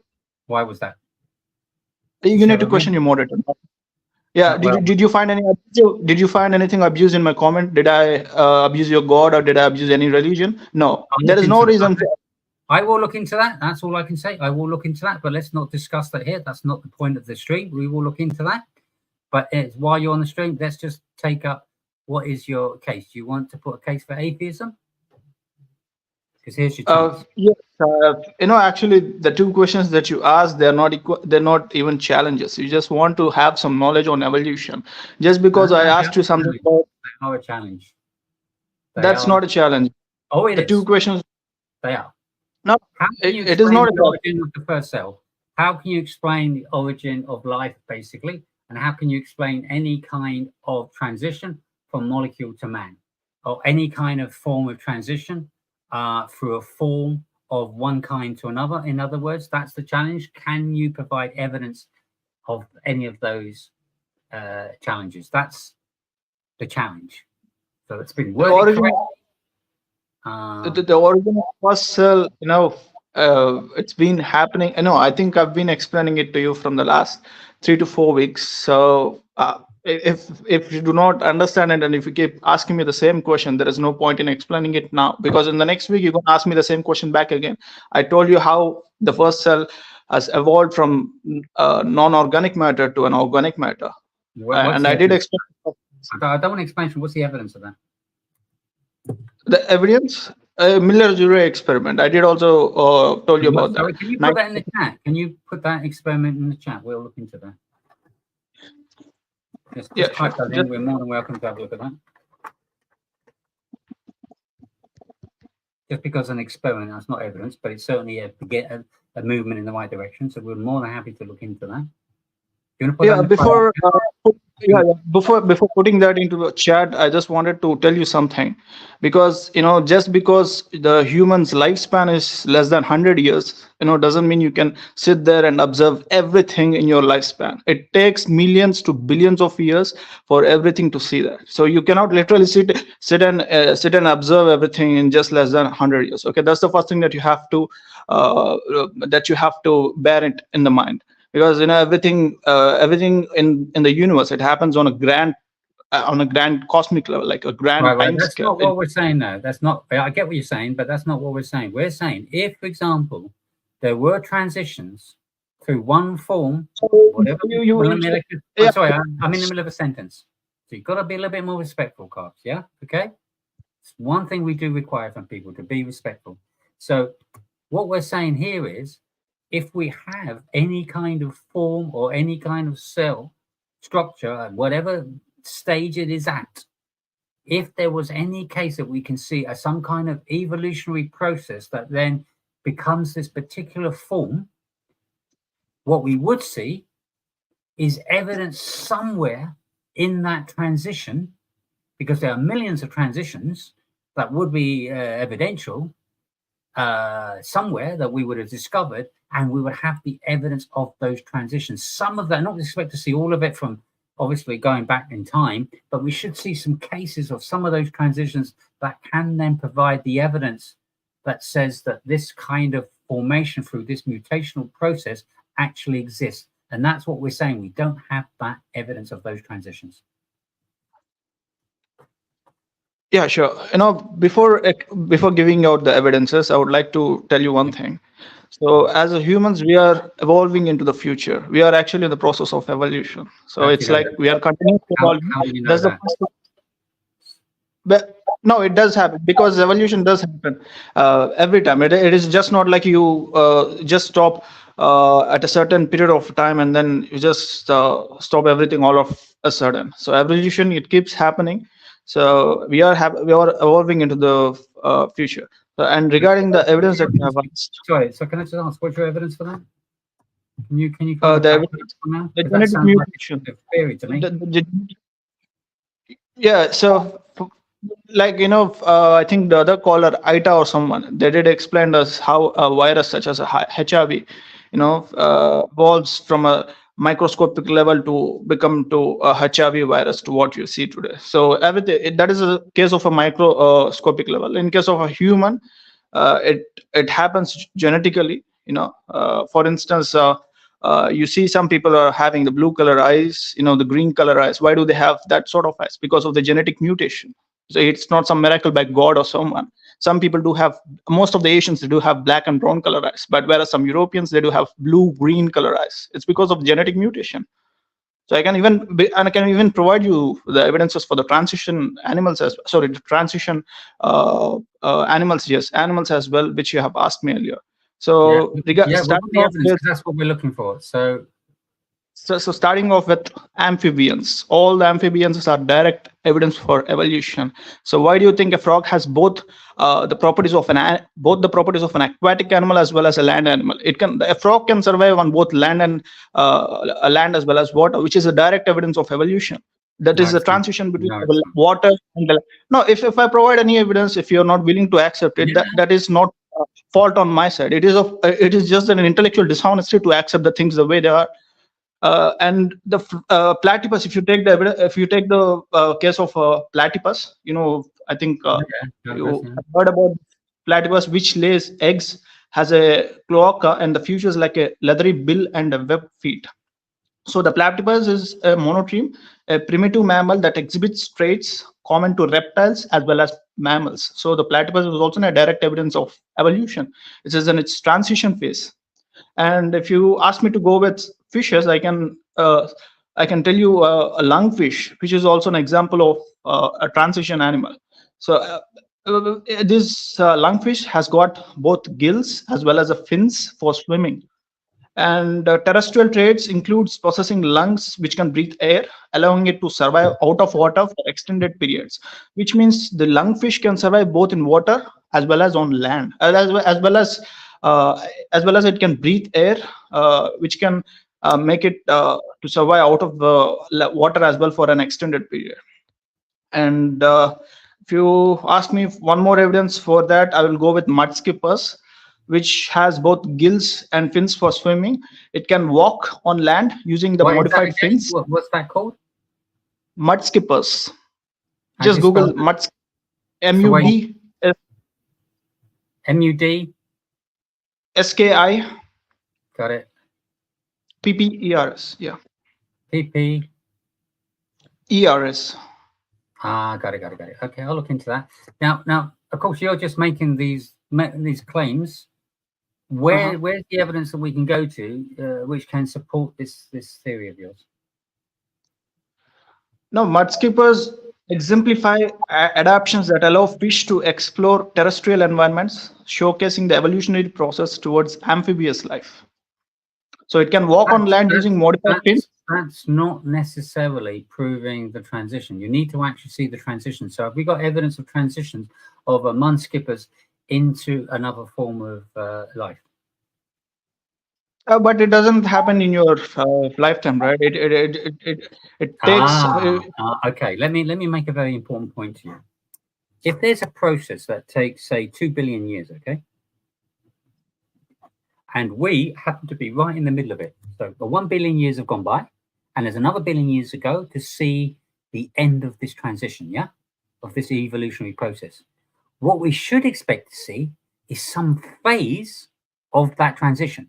We wouldn't expect to see zero. We would see something very definite, because don't forget, not everything would start 1 billion years ago. Something could have started 5 billion years ago, and at the end of that process happens to be during our lifetime or during the last 1,000 years. So what we would expect to see, because these transitions are happening all the time, allegedly, and these evolutionary processes are happening all the time, evidently, why aren't we seeing some cases where we can say, oh, this one is at stage 90%, this one's at stage, it's finished its stage and whatever. So there's got to be these transitional evidences to support this theory. And that's where I'm trying to get. What's the evidence of whatever that's happened, whatever's been discovered, to show the evidence of some of these transitional steps?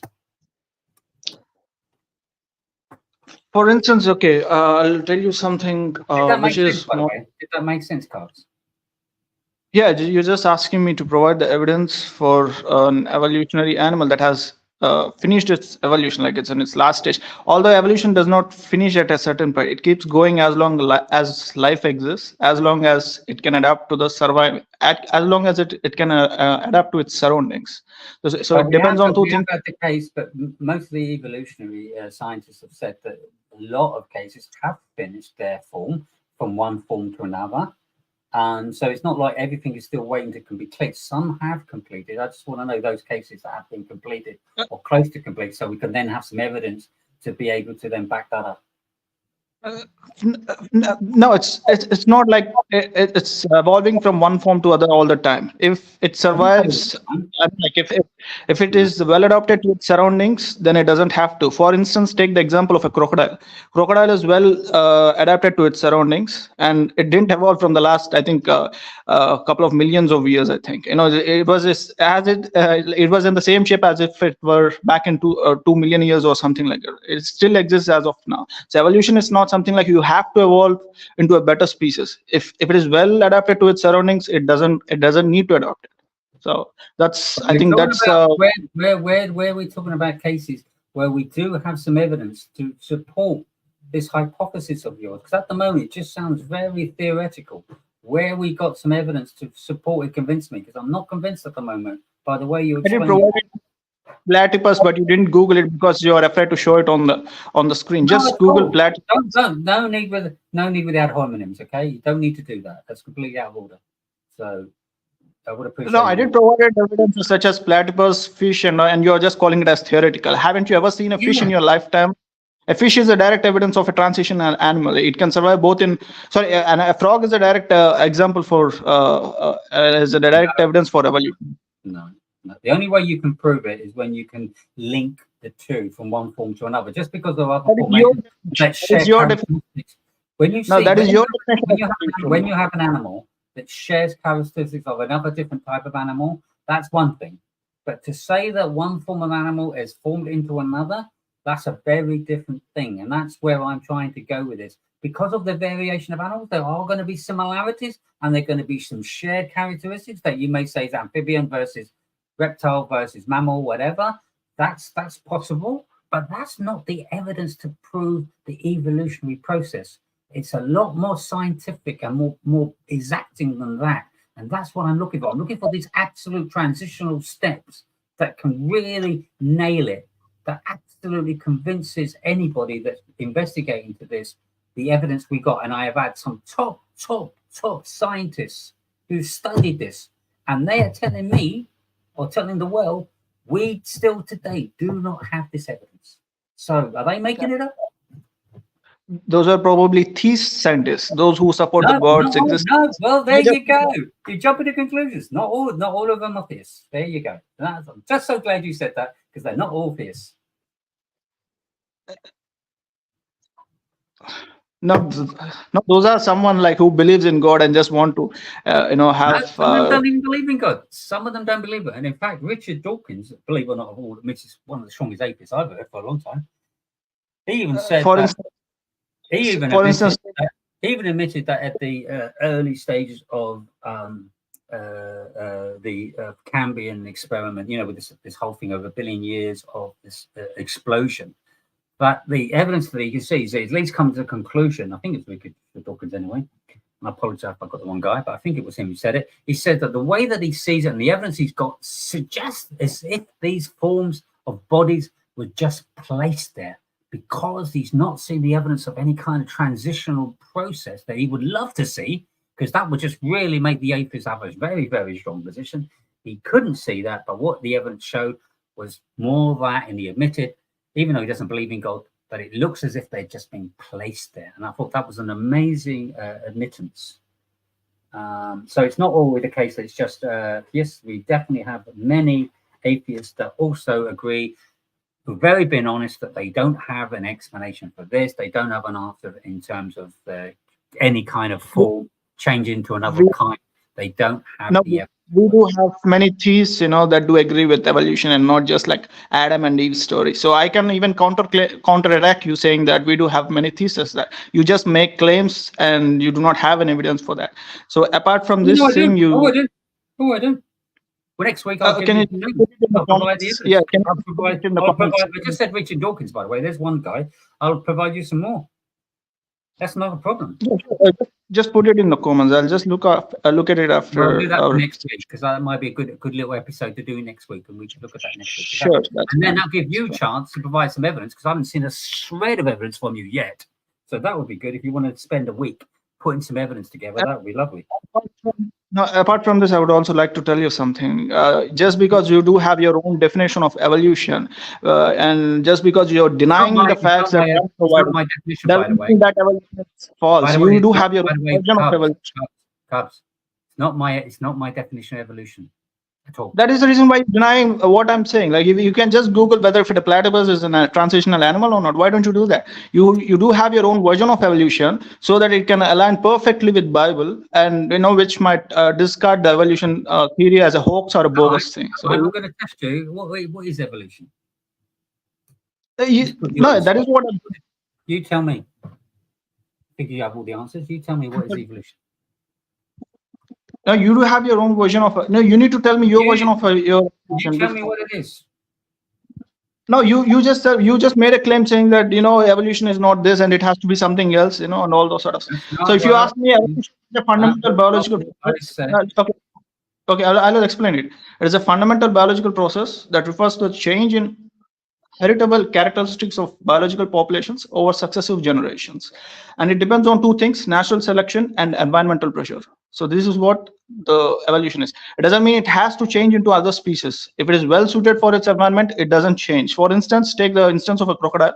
It stays the way that it is. It does not change if it is well suited for its surroundings and environment. So that is what the evolution is. Well, if you can just tell me what is your version of evolution, maybe I can try providing you some examples according to that. Because I did provide solid evidence such as amphibians, which shows both properties of aquatic animals. That's not solid evidence. I don't know where you get your solid evidence from. Solid evidence is not just naming some animal that just happens to have some characteristics of this, that, and the other. That's not evidence. It will suggest that maybe there's some need of research, perhaps, and to look into the understanding. But on its own, just naming an animal isn't evidence. So let me explain what I believe evolution is. It's fundamentally, more than anything, is the changing process of one kind of organism to another. If it stays the same organism, it really hasn't evolved. It's just adapted, changed, tweaked, but it's still like we have many different dogs, but they're still dogs. We don't see a dog ever becoming a cat. We don't see one form. The evolution is a change in form through a process, transitional type of process. So it's a gradual thing. It's a development and change within a form. So that form is no longer the same form. It's a different form. The evolution is that transitional process. That's how I understand evolution. Yeah, that is where your definition is flawed at its core. Because you've got to be joking me. No, you believe that evolution has to be something like it has to change. No, you just go ask someone who is not changed. If it's not changed, it's not evolved. It's still the same. If a cat is still a cat, but it may be a slightly different cat, it's still a cat. That's not an evolutionary process. That's just how cats work. You can have, say, for example, you can have two different dogs that breed. That's not evolution. You get a different dog. I want to see a dog become a dolphin. If you can see me the evidence of a dog becoming a dolphin, a very different kind, biologically, chemically proven to be a very different kind, and therefore you cannot simply put a cat with a dog and breed them through their matching DNA. It's a case that they are different forms of organisms, therefore you will not see that form ever transition over another form completely different, where it's not a case that you can breed them. They cannot be bred. It is a case that they need to go through some transitional change. Even if you're going to chuck billions of years at it, we haven't got the evidence of that in place. That's the key to the difference between looking at things like an animal where you've got slight variations with it. Of course, when you, for example, take, say, two fish together and you breed them and you put other different types of fish, you're going to get variations of fish, and over the 1,000 years, they have slightly different characteristics, but they're still going to be a fish. That's not evolution. No, I did. No, so according to your question, and I did provided you like I think 2 to 3 evidences so far, which is not according to your definition of evolution, which seems to be kind of different thing. But if you just ask someone who is good enough and who knows very well on this evolution, they would say that the species would not change if it does not have to. It is not like you assert a claim saying that it has to change, and then it is called, that is what we call it as an evolution. It depends on 2 factors: natural selection, and the second thing is environmental pressure. If the environmental has not exhibited any pressure on that species, it wouldn't change. It doesn't have to. But if it hasn't changed, then there's no evolutionary process involved. But if you look back into the time, we all evolved from a single cell. So evolution does exist. But if it reaches a saturation or a limit threshold, and if it doesn't have to change because its environment is good enough for its survival, it won't change. So why do you think some species went extinct back in time? Like we used to have about a different thing. You're talking about a natural process of adaptation. I'm not talking about adaptation. I'm talking about evolution. Adaptation and evolution are same. Some people try to. Adaptation is the first step of evolution.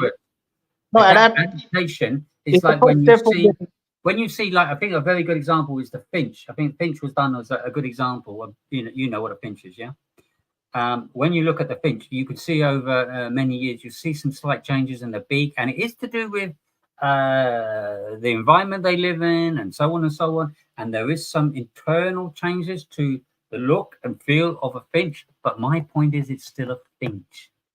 What evolution is saying is for the evolution process to work in its full understood, full-blown version, as it understands in terms of the origin of life, we are talking about a formation of different kinds. If the whole theory is going to stack up, there must be evidence of a transition of one form to another. That's what we're missing. Adaptation doesn't provide the answer for evolution. It may put some clues to say, oh, look, there's change. And yes, I would agree, there is change. You look at humans, you can look at different parts of the world. When you look at an Eskimo versus, say, somebody living in Africa, they look quite different, but they're still human. So we're not looking at that. We're not looking at that. No, let's put it this way. Okay, for a second, I'll believe that evolution is bogus and everything related to it's a false and bogus thing. So why do you think we share 98.3% DNA similarity with apes? You tell me, according to your worldview, that you're following the Bible or whatever it is. You tell me why do we share 98.3% identical DNA with apes? Why not? Because at the end of the day, an ape is still an ape, a human is still a human, and the difference is, even though from a DNA perspective may be small, the difference we see in observation and knowledge of a human and ape is huge. So what is important is 2 things. One is that an ape and a human you could not mix up. They are clearly different.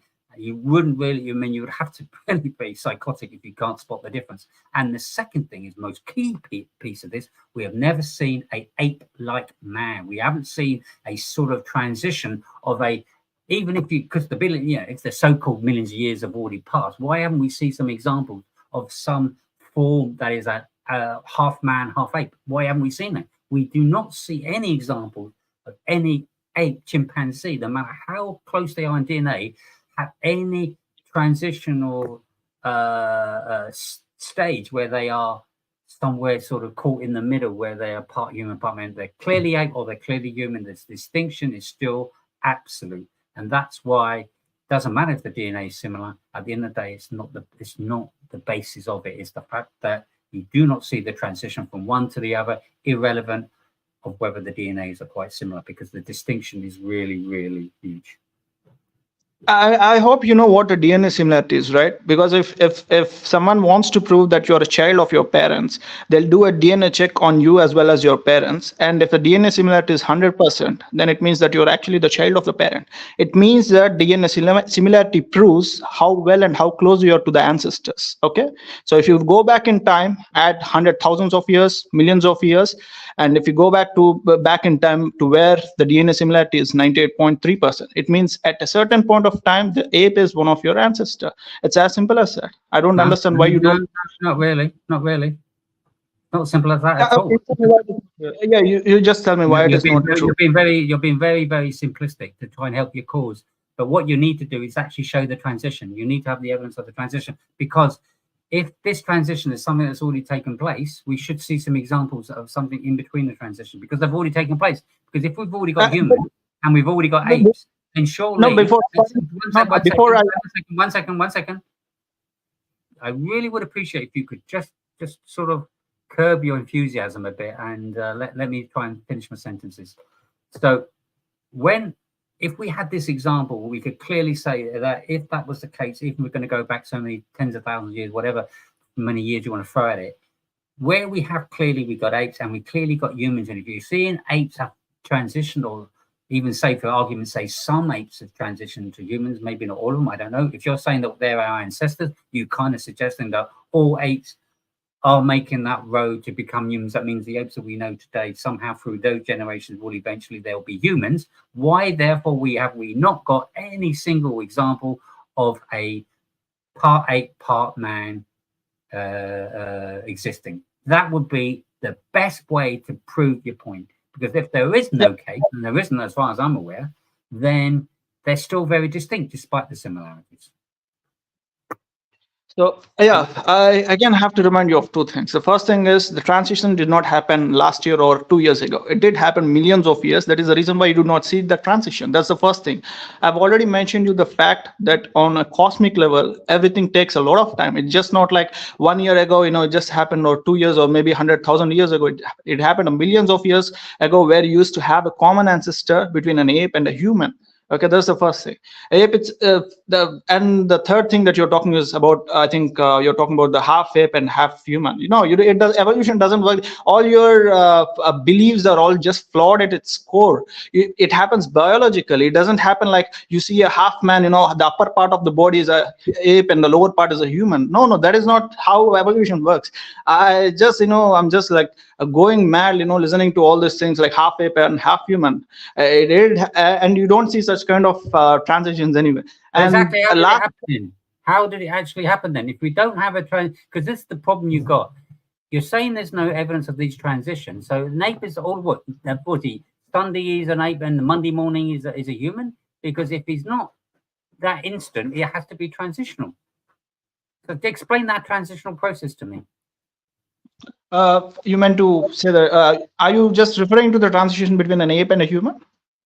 Yes. So what you're saying is that some millions of years ago, somehow, somewhere, even though you can't prove that, that's fine. But you're basically suggesting that an ape, say 20 million years ago, was an ape.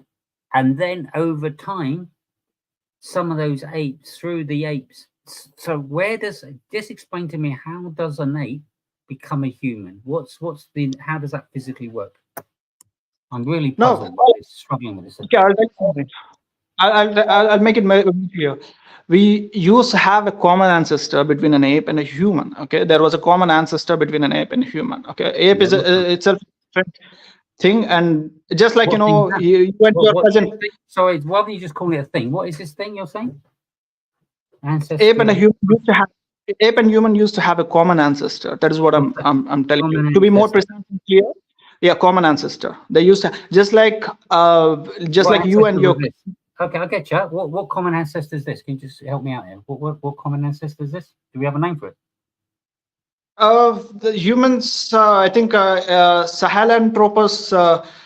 I can just spell it out for you. You can just maybe look it up for me. It is Sahelanthropus handicis. It's something like what you call. It's a common ancestor between an ape and human, which used to exist around like 5 to 7 million years ago. And what happened to them? And it has a mix of ape-like and a human-like features. It's not like half body of being an ape and half body being a human. Okay, and biologically, it has both the mixtures of an ape-like and a human-like features.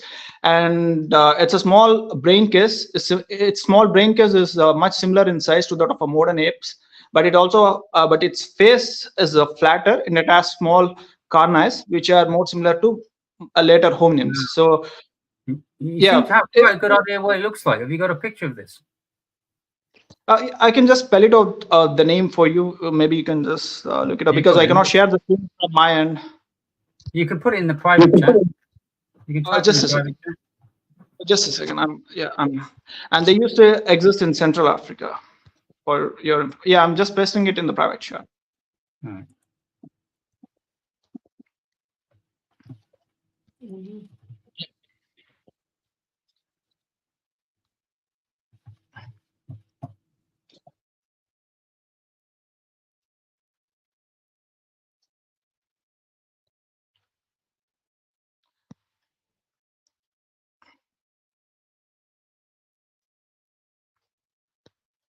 All right. I think, yeah, I just pasted it in the private chat. Can you just have a look at that?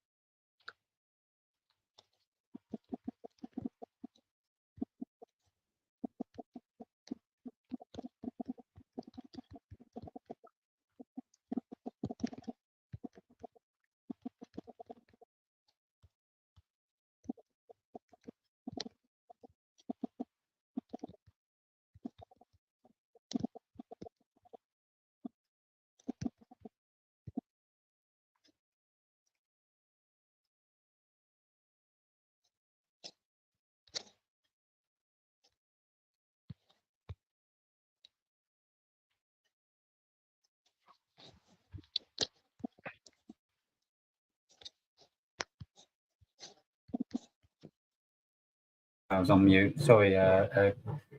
So when did this particular primate exist?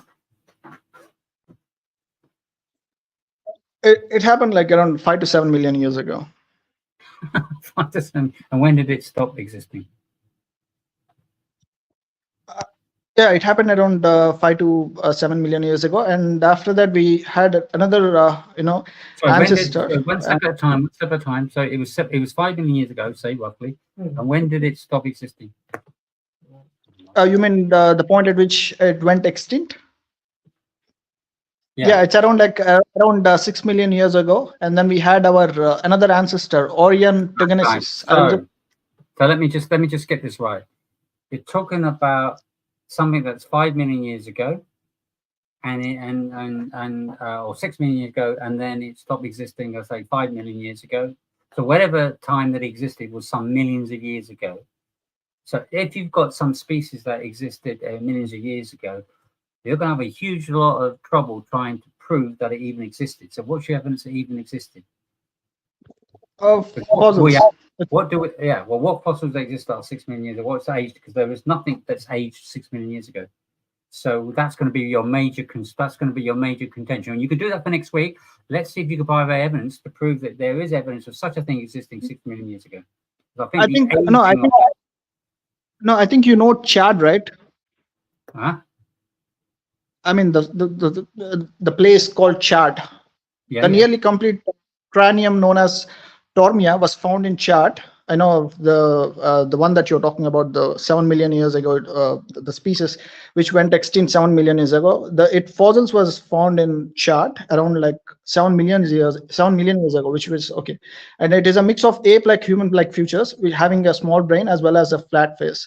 And you can just Google the word Chad, and then you just put it the species name that I have provided you in the private comment section, so that you can find the exact fossil evidence along with. I'd be more than happy to look into this. So we've got a couple of challenges I want to put to you on this. The first one is the aging issue. So I've got that issue, and then of course with the fossils you've got, how on earth can you then draw a conclusion this is either the link, this is it, the missing link to say that this is somehow part of a transition of a species that ultimately where humans came from.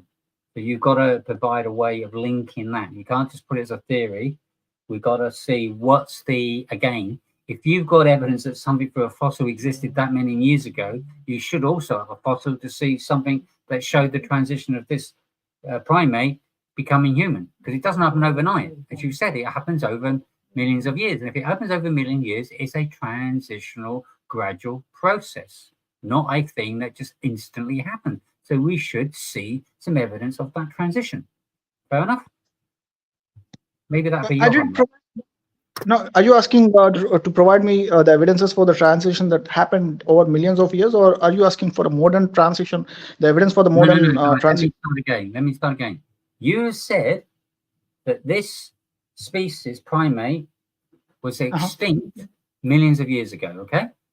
But you're saying in the chat that they had evidence of a fossil of this primate, which therefore aging, that it's from, based on the aging of that fossil, that this fossil was some millions of years old, yeah?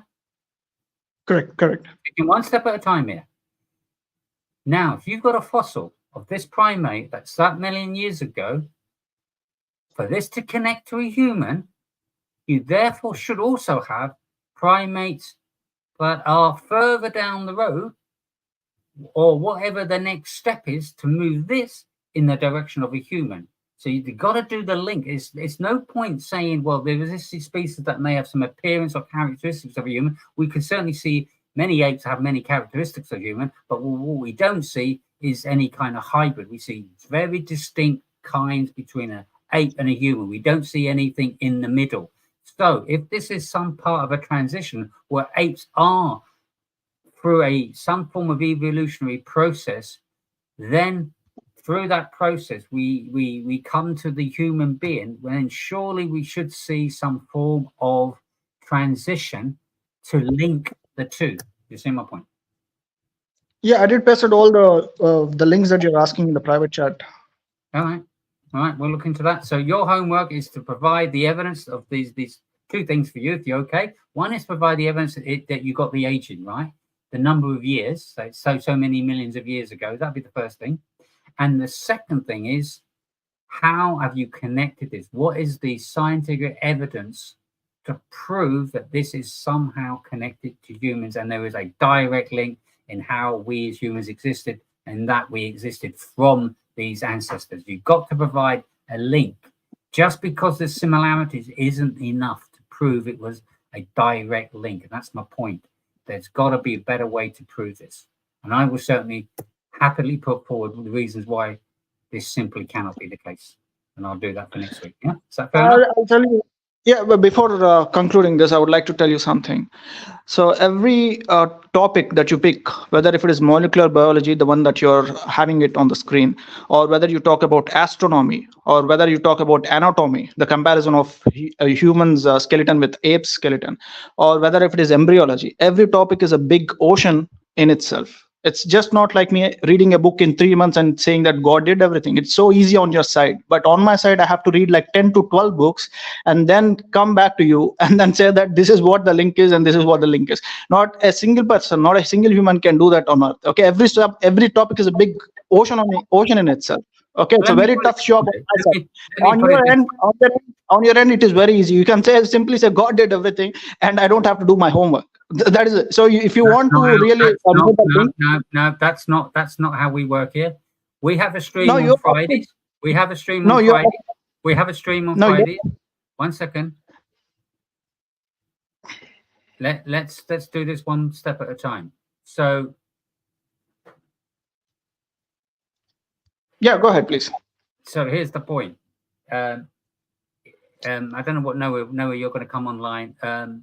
Very simply to understand the point, when you're talking about millions of years, no one can say this is a million years old, and this is a way of proving it. So there is a way of proving through fossilization methodologies that can age things.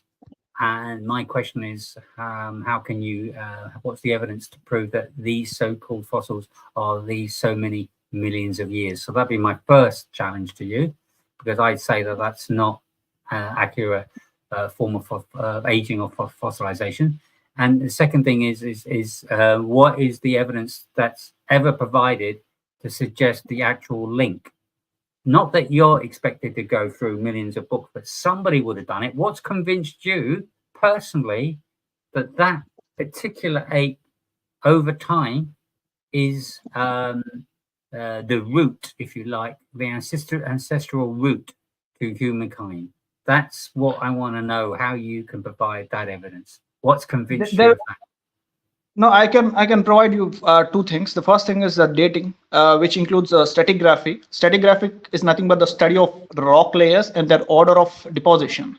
Okay, and then we have biostratigraphy, which uses index fossils of an organism that lived during a specific time and were widely distributed to correlate rock layers across different regions. Okay. And then we also have this faunal succession.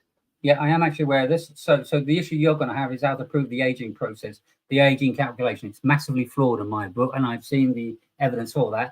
So I can provide you, if you like. We could start with that maybe next week. We'll look at the aging of the fossilizations, and I'll be very interested to see how you view this when I put forward my evidence, because I'm basically saying to you there is a major flaw with that calculation, and I'll provide the evidence for that next week. Okay? Sure. Yeah. Thank you very much. Yeah.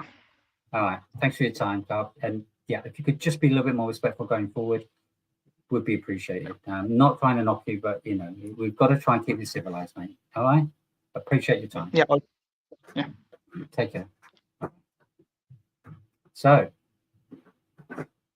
certainly can stir up some emotions here, and we have to be a bit careful not to exceed ourselves. So we do try to keep things respectful and civilized. So apologies for anybody that were witnessing some of that. It's not the way we really want it to go. We want it to be a nice, amicable, and I think Kampf was getting in the end. It was starting to become a little bit more mellow and controlled, which is really nice, because we want a civilized conversation.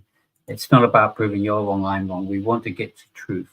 If you're saying that there is evidence of creatures, one thing to say that they are millions of years ago, there's one thing, and again, we didn't really get to the meat and to the crux of this, and that is, it's all well and good saying that some particular animals may have some resemblance of others. And here's my biggest point of all. When we look at a timeline, even if you throw millions of years, if we're saying, for example, a fish becomes potentially amphibian becomes a mammal, it's kind of one of the other evolutionary process sort of suggestions out there. What we mean by our transition is not to say we see a fish, we then see some kind of amphibian that has some characteristics of a fish, and then we see some mammal that has some characteristics of an amphibian, if you see my point. That's not a transition. That's just saying there are many kinds that have similarities. And those similarities could easily be born by being separate creations. And what we see in biology is kinds stay as kinds.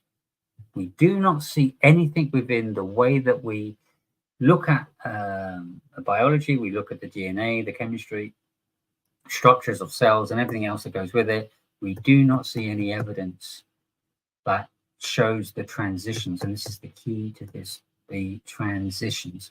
And we'll provide some more evidence of this whole thing about transitions, because it's all well and good saying some animals have similarities. That is not evolution. Evolution is the actual, the clues in the name, evolving, changing over time. If a cat is going to end up being a giraffe in, I don't know, a million years' time, all cats are eventually going to become giraffes, as far as I can say. This hadn't started today. This apparently started 20 million years ago.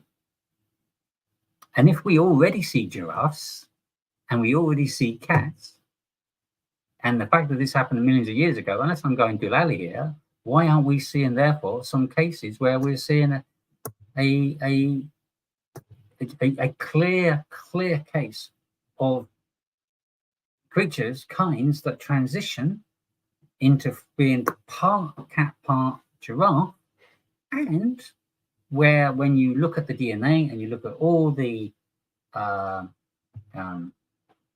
cell structure and the chromosomes and everything about the cell structure and everything that sits behind those kinds, how they then explain that transition. It's the transitions the key, because just to say that we have animals that have this similarities and that similarity doesn't provide evidence of a link.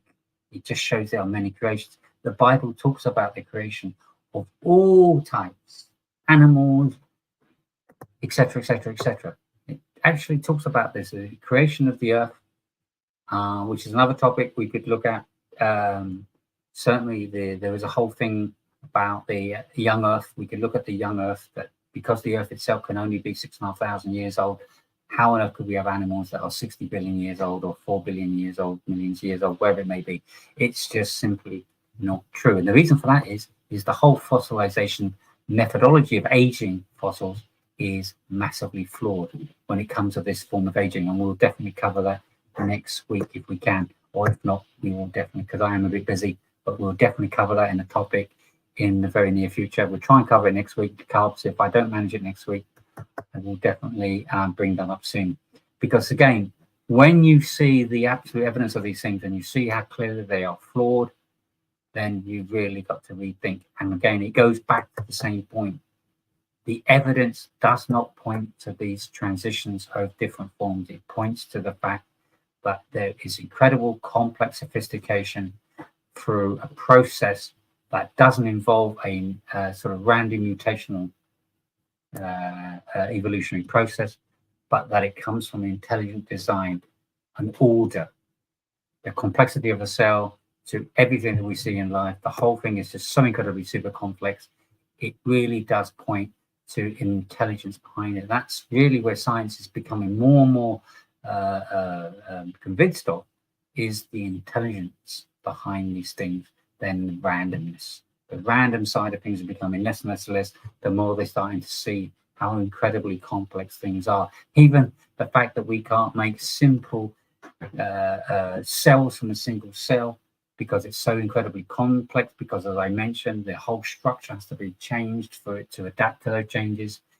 It cannot be done. And that's without best intelligence behind it. And yet you're saying all this come about by random chance without intelligence. You can see where the logic just simply doesn't follow. And that's why we do these streams. That's why we cover this, because we think this is a major deception to make people simply to believe there isn't a God. So you're going to have accountability to a creator.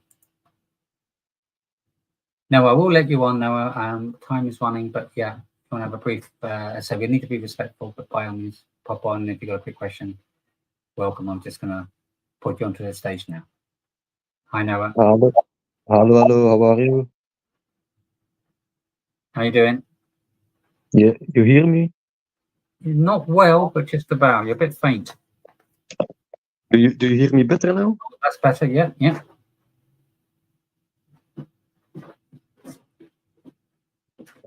I just have, yes, I'm very good. I just have a little remarks, because I also want to add some little things about what you said about that everything is intellectually designed. I also want to add that in the earth there is a lot of amounts of oxygen, of O2, that the algae and the one cells, organism, plants, little animals, microscopic made during billions of years ago, which has stacked the O2 in the atmosphere, which we breathe now. I always considered oxygen a waste product of these prehistoric animals. Okay, so this is one. Two. So where did you get all this from? Where have you got this from? Ray, I'm gonna sum up some little statements, okay, and then I'm gonna answer you, okay, my friend? Yeah, so we also have the atmospheric pressure that is perfect. There is wind, water can move. I don't mean that Earth has the atmospheric pressure as Jupiter, as Venus, as other planets which are very far, which kills us instantly. It's what I want to tell you. Also, we have the sun, which make the Earth in the perfect location. It's not too cold, it's not too warm. We have Yeah. seasons with the moon and stuff and all that stuff. Pretty What- amazing, what- isn't it? what- my friend, this is beauty for me. This is unbelievable. And Yeah. and you said this is all in harmony. This is all in balance. This is intellectually designed. I will not disagree with you, but I want to tell you that Mm. everything is in harmony, is in balance, and these are Great. what I call in my language is our life stimulating circumstances. And yes, I believe in this, and because of all these things that has provided us the opportunity to create life existed, voila, and that's all we know. But what I want to tell you is we exist because thanks to all of these things, because of all these nature ecological Yeah. processes, this whole ecological system, this universal system on the earth. It almost sounds So- like it was made for us, doesn't it? Pardon? It almost sounds like it was made for us. Inshallah, it can be, maybe. Why not? Yes, but It's too good Ray, to be maybe, true, don't you think? It's too Ali- good to be true that it just kind of But it- randomly just happened. It's too But good it to be can. true. It's, but what I put emphasis on is this is nature, and I believe God is nature. God created nature. Nature is the process, always living, always in cycles, and I see it the same. But Okay. yes, that's yes, fine. I get what you're saying. yes, but I get what you're saying. And yes, but I will put a challenge to you now, and I like what you're saying in many ways, and I can understand why you're saying what you're saying, because okay, thanks. because when we look at nature, it's far more awesome than us as humans in terms of, we're at the mercy of nature. We can't really do much about the planets. They are what they are. The sun, the seasons. We can't to be dabbling with that. We can't do much about the sun. We can't switch it off or tweak it. We have to, It's we're God's living creation. that. Yeah. So what that tells me is that this whole universe, especially the Earth, is so incredibly unique, so incredibly complex and amazing. Yes, exactly. That must point to something with a purpose, something that was deliberate, which we're calling God. Now, here's the interesting bit, Noah. If you come on the stream tomorrow night, we can then provide why we believe that's the God that we believe is the one, is the maker, the creator of all these things. I don't cover it on this stream, but if you want to take that point, I really hope you will, go on the stream tomorrow, and I'd love you to pose that question to Errol tomorrow, and he will be more than happy to go through that with you, because I think it's wonderful points you've made that absolutely make a lot of sense. The only thing we got to get to, is the source of it, and that's where we would be able to address that in terms of what we believe is God. We do that on a Friday night, same time, 8 till whatever. Yeah, okay. Tomorrow. I would love it if you could okay. go on that, Noah. I think you're going to have an amazing time, and I think it's really going to help your search for answers for these things. Of course, okay. Yeah. All right. Yes, and Ray, I just a little question. The Sure. last streams, I think 2 days ago, I mentioned something like endosymbiosis theory. Have you guys The what? Sorry. maybe look? I mentioned a theory, the endosymbiosis theory. Did you guys maybe looked into it? Because you were showing the cell structure. Yeah. You were asking with Arul and Greg. You were asking, where does this come from? This is nonsense, bullshit. You made also a good point. What is real, we will never see on a paper. What we have now, as is known in education, this is the standard picture of what we know of a cell. You told me what is really a cell, what is really in microscopic level. We will never know, and you're right. But what I want to tell you is it exists. Microscopic scale, it exists. All atoms has protons, has atoms. Plants. What I want to tell you is what I want to tell you is that there are microscopic biological chemical processes that happen every day, every second. Plants are the perfect example.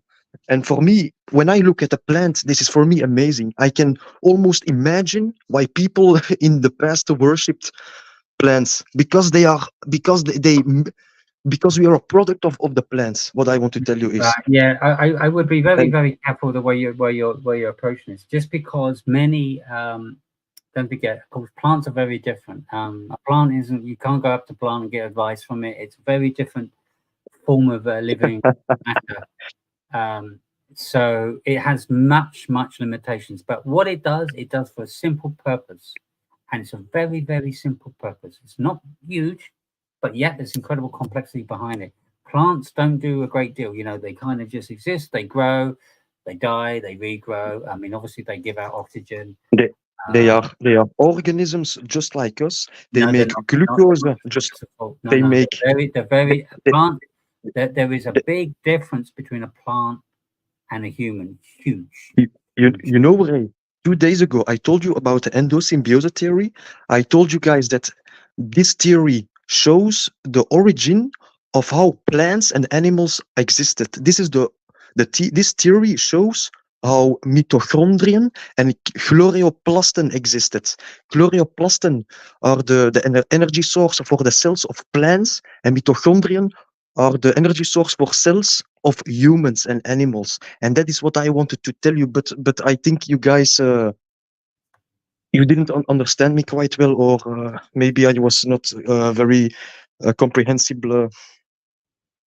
But yeah, but yes. Yeah, I'm aware of what you're saying. Maybe Now. I see what you're talking about. Yeah. So this is again very much a theory. To this day, yes, and it's not been proven. It's just a theory. But the problem we have with this, which is the thing that stares me in the face, is what we see behind all this has got to be a source of intelligence. We don't have any reason to say that the very beginning of life didn't have intelligence. It needs intelligence to make it all happen. What happens in processes thereafter could be based on the way the designer has designed things. If a creator, for example, creates 2 or 3 different things, say maybe a plant, a fish, and a mammal, or whatever, yeah? What it may do is it may design them in such a way that they work together and complement each other, so they have certain needs and they have certain benefits and they have certain things that they offer that help each other, so they're all, if you like, in harmony in a way.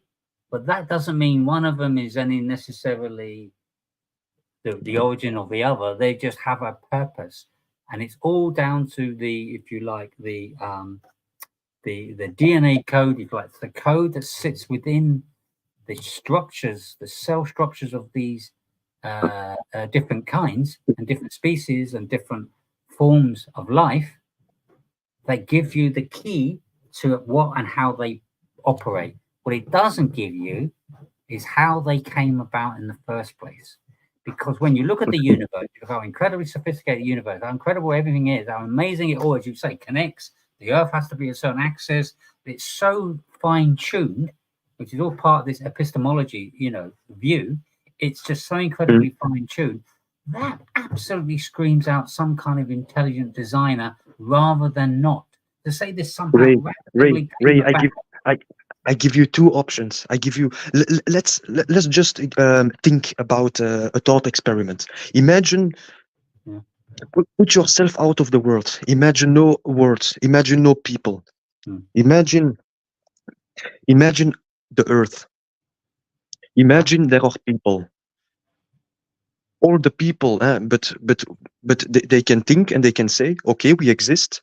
Okay, we exist. Imagine another world. The people can there maybe say, okay, we exist, but maybe we exist for a reason. And this is what happened on the earth. We just questioned it, and that is what. And well, that's an excellent point. So why do you think we're here? Wait, Why do you how think do I explain this in English? So why do you think we are humans are here? Why do you think we're here? because we seem to have a very main purpose, far more significant than anything else. Don't you agree? And what do you think? What do you think is our purpose, It's that we're here to live. Christianity-wise? We're here to live because the creator of all of this wanted to share with his love for life, to share with others. So he created humans that can then share all the wonderful, amazing things that he can offer of life. And this is the way he's gone about it. And this is what I would say will be a very good journey to trace, to see where do we come from, why are we here, what evidence we got about humans to explain the purpose and so forth. And there is some, and this is where, I don't know if you've ever read the Bible, for example. I did. It does give some very, very, very, I mean, it's not a scientific book, but it does give some amazing points to explaining the purpose of mankind, the journey of mankind. A lot of this can be proven by history. So a lot of the things have been explained, and even some of the amazing things, prophecies, amazing supernatural things that it explains have been proven over time. Yes, the Bible and the Quran, they are books with insights. There are Okay, that's fine. Smart people made those. Fine. The only problem with that little point you made there is the Quran can be very easily proven to be not from God. That was the only issue with that. Okay, that is another debate. That's another debate.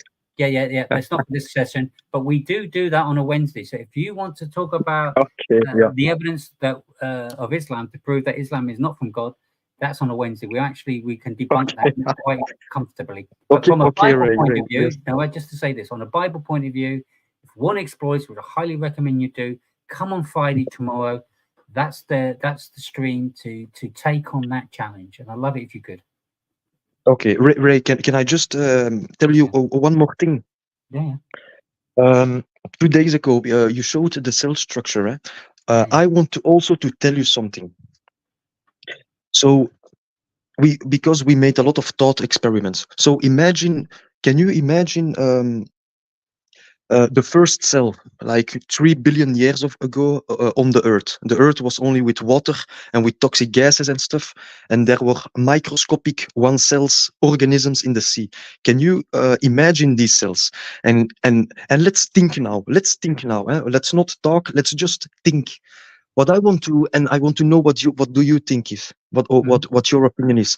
If you imagine this one cell in the sea, do you think it is subject to oxygen, subject to water, subject to the metals in the sea, subject to whatever else, subject to chemical processes, subject to the sunlight? Do you believe this? Right. So let me put it this way. So what you're saying is you're basically creating a environment that is a workable environment for what we understand the way that life can develop and exist. So you're creating. So let me finish. Let me just get this point. I'm putting this thought experiment back to you. So if you can imagine that if you have all the right ingredients for life, even at a basic level, it doesn't mean you've got billions of different types of animals. Maybe you just got, as you say, a few different types, but you've got all the right ingredients that we know is part of sustaining life, then you could see life form from that. But what we're talking about is two things that are missing with this thought experiment. Is one, how did all those things get there in the first place? And they still happen to be so perfectly, it's like putting all the right ingredients into the right recipe. Yes. They could just randomly go in there. The fact that they need so much precise things, that again points to an intelligence behind it. It doesn't point to randomness. If it was randomness, there'd be all sorts of nonsense floating around. And then you still got the same issue of where does it come from? Where does any matter come from? If you about your randomness, if you got billions of years of time, then randomness don't become randomness. No, then these are historical facts. I know that's a great point, mate. Ray, I'm sorry. You can't just throw billions of years. Billions of years doesn't solve a thing. If something No. I said billions of years ago because then was the algae and the first cells created according to the endosymbiosis theory. And what I told you is okay, Noah. Where's the evidence that these things existed billions of years ago? No. I'm not gonna give you evidence. I don't know any evidence, and no single soul that Doesn't lives exist, now mate. It doesn't has exist. evidence. That's my point. There is none. There is none. Ray, it's just a little thought experiment. Yeah, Billions I'm of just years saying, ago. I'm if- just saying, though, if- but we don't if- actually have if- any evidence of these billions of years ago. So this is just part of the challenge here.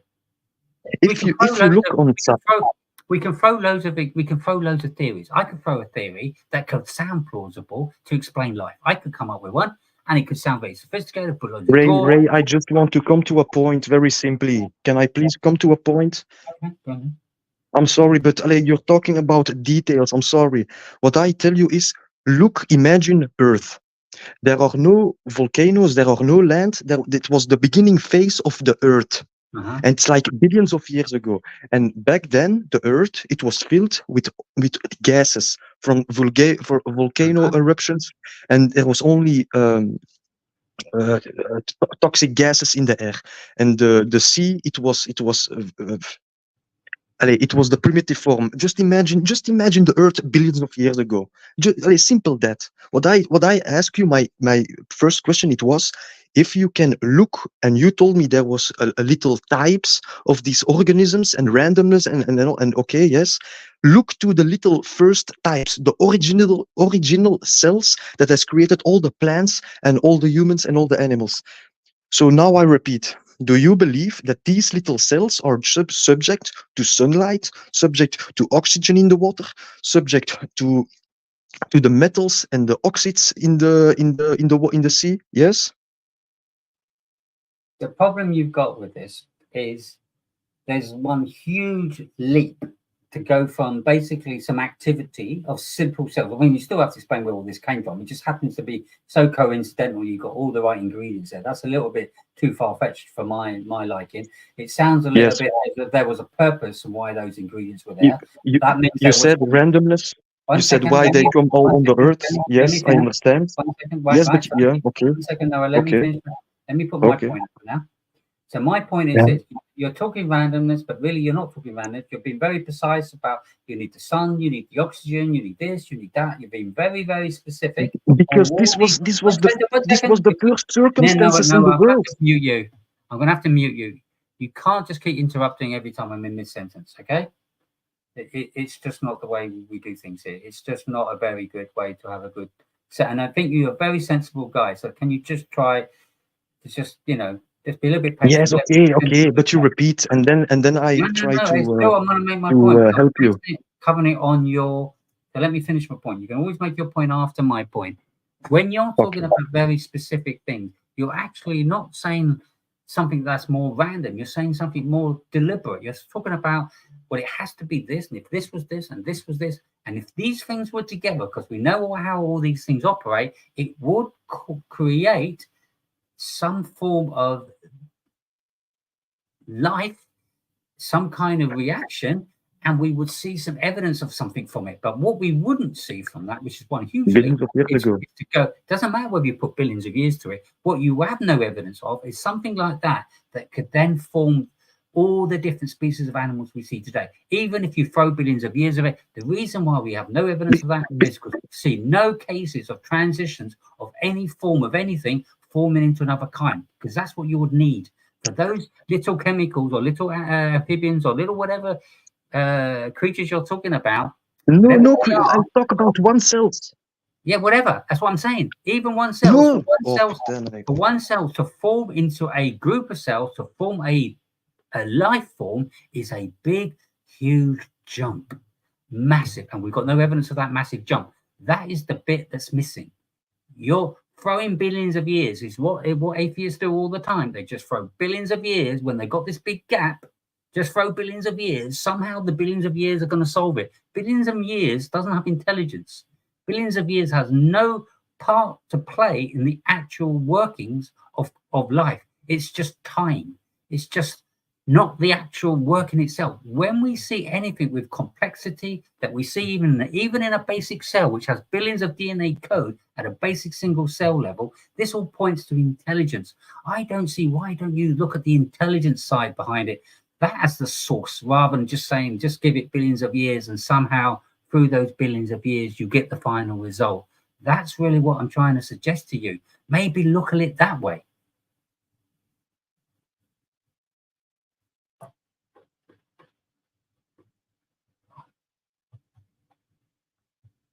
No, I think he's gone.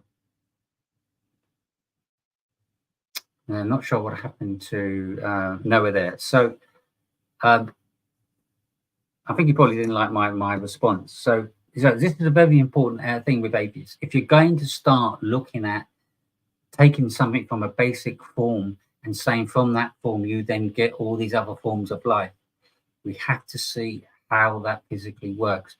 What we don't see is any kind of mutational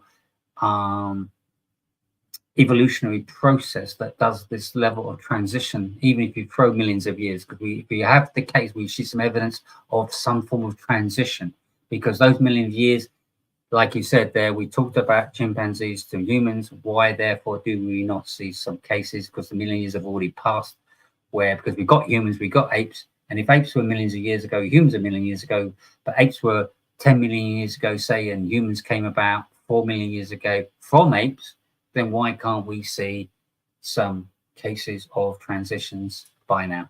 We should, somewhere, fossilization forms, whatever evidence we've got, there it does not exist. So that's the problem with all this. There is no case of seeing any evidence to prove that one form of living organism can evolve into another form. This is where we really are clutching at straws to say, just because we can throw millions of years at this, it doesn't answer the question. So we want proper evidence, not just the millions of years. Again, we're going to show, one of the things we're going to show, maybe next week, is this whole thing about young Earth. If the Earth is only 6,500, 7,000 years old, then all this theory about billions of years of this and billions of years of that is clearly nonsense. And as I would say, to add to that, is this whole thing about the calculation of fossilization to go and look at fossils and age it as billions of years is massively flawed. So that'll be another thing we will cover at some point to show the evidence that that is clearly the case. Major issues with that whole hypothesis. So taking that on board, we are now 10:40. We are getting on a bit. I'm going to look at a few things that has been mentioned in private chat. So we will look at that at some point. As I said, I will do. Carbs has a habit of saying, if you study this and you'll get my point. Well, not really. But we will obviously look at things. We need to prove the Earth is billions of years old in the first place, 300,000 years old. You've got to show the evidence this is the case. There is no case. There's Homo sapiens that are 300 years old. This is the problem. You just can't keep making without evidence of such. The technology we have proves that the Earth cannot be millions of years old. That's simply not the case. We provide the evidence of that. So when you can see that the evidence is that the Earth is not millions of years old, then how can you say anything that's on the Earth is millions of years old? I mean, again, this is part of the evidence that is just really lacking.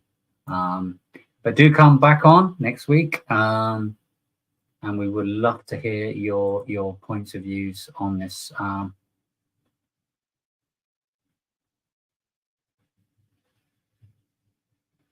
So Leo, there has been archaeological finds that show changes in structure and orientations of leg joints. We are talking about a change in kind, Leo. We're not talking about some slight variations of joints and what have you. It's a very different thing. You look at humans, look at the differences between every human, you know, some short, some long, have some with slightly different legs. You know, you go from different countries around the world as well. You see, you know, some variation in humans, but they're still human. That's what we're talking about. We're not talking about looking at variations of a kind. We're looking about a change in kind. That is a huge difference. So that is really the point, because evolution is on the basis of that we weren't humans to begin with. In fact, there weren't all the animals that we know existed millions of years ago, or let's for argument's sake put 20 billion to the power of 20 billion years ago, whatever nonsense number we want to put. If we just keep throwing enough million years back or billions of years back, we can then make the claim somehow we see this evolutionary process that then forms the lives that we see, and the different forms of lives of different creatures coming from whatever basic original structure of life existed in terms of molecules, in terms of whatever it may be. It's all part of that same theory of a kind where it's a basic cell to something a little bit more sophisticated, to different types of creatures forming into others.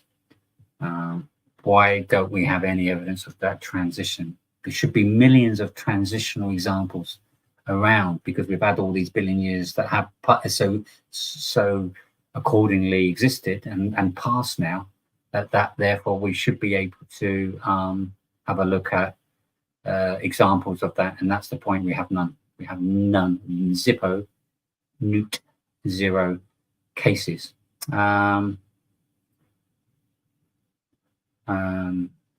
Have we got anything sensible in the comments here? Billions of years ago, remember when it was all fields around here? Yeah, well done, Brother Knight. Welcome on your, let me know when your 1,000,001 year birthday pops up. We'll celebrate your 1 billion one day of being on the planet. Tongue in cheek. Total power and intelligence of God, yes, growing over time. What I am amazed at is, guys, some great points you're making here. It's like, when we look at, the more we look at things, it all points to intelligence. It all points to intelligence. And yet they can't accept there's a possibility that there is a God. And if there is a possibility of God, let's then explore God. And that, of course, we can do on Fridays. And we're happy to do that and provide not only for you to explore God, for us to prove there is a God. And we are absolutely convinced in an extremely powerful, certain way. I mean, I myself have had God in my life in so many fantastic ways that, I have absolutely no doubts whatsoever.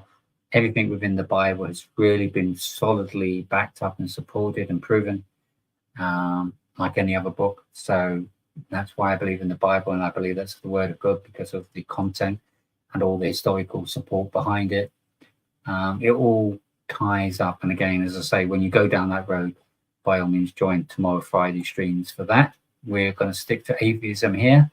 We're going to certainly look at the young earth. We're going to look at some other cases of how we can age fossils, because I think that seems to be another big thing that people keep mentioning, that we've got evidence of fossils that are billions of years old. Really? Let's see if we can just show how that's clearly not the case. But it's so easy to make the claims, of course.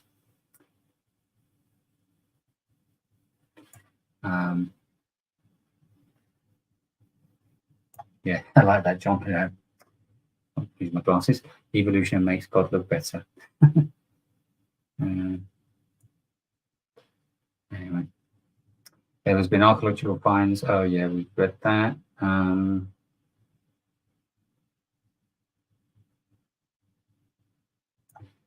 Yeah, and this is a very important point. When we look at the life of Jesus, which we will touch on, even though this is what the Christians say, we're going to look at the life, the death, and burial, resurrection of Jesus. And that, for me, because of the amazing evidence that provides, again, points to that there must be a God. And if that's the evidence that proves there's a God, then clearly atheism is false. But of course, the atheists may want to go down that road. That's one of the challenges we had at the beginning. So we will cover that more in detail at some stage.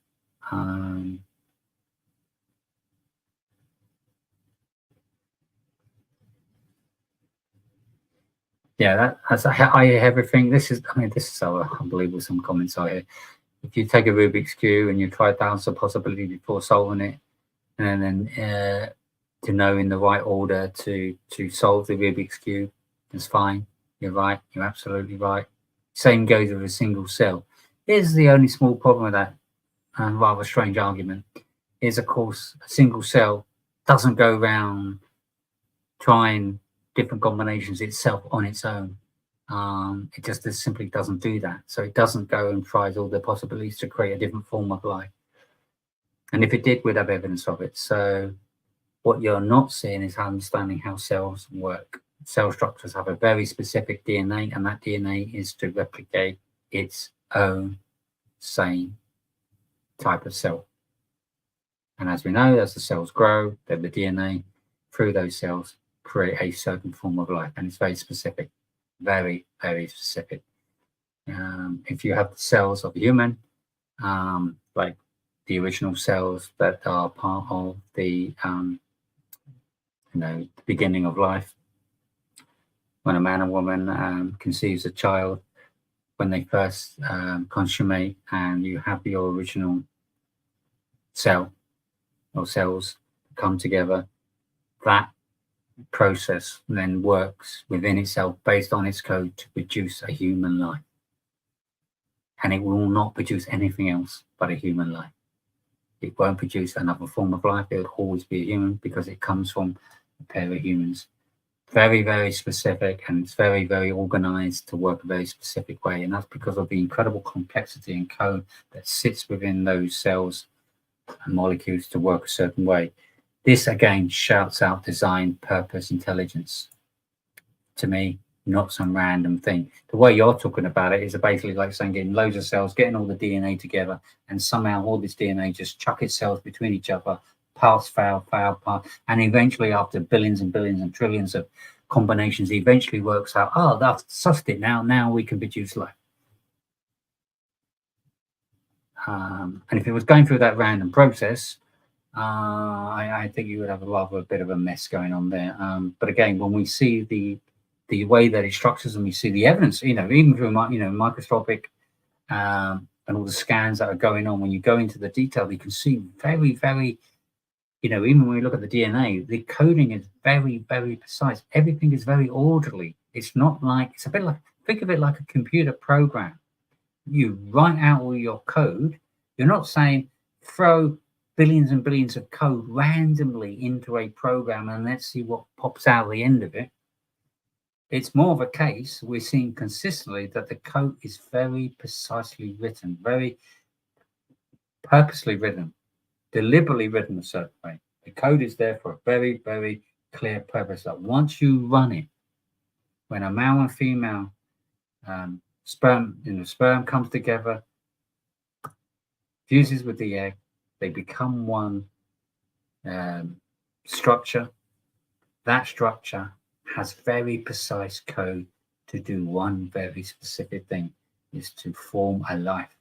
It doesn't create some kind of random process. It's very precise. We have absolutely billions of cases where we see every single time, unless there's some malfunction or some issue, it's where it may fail to grow because of some issue, because we know we're humans, we have defects, we may have illnesses, we may have some condition, it could cause a problem with the birth. But generally when things are naturally working the way they are, it will always form a life, and that life will always in every case be a human. So it's a very precise, very complex, sophisticated process. I mean, you should be in awe of how amazing life is formed. That should be telling you that this must be deliberate. There must be intelligence behind it. Whenever we see any process that man gets involved, we go, look at that. Look how fantastic we did on that. That's because we put intelligence behind it. We don't go down the road and say, okay, I'll tell you what we do. We'll throw 65 different bits of metals, throw them in a bin, in a skip, and leave it a billion years, and then out comes a sports car.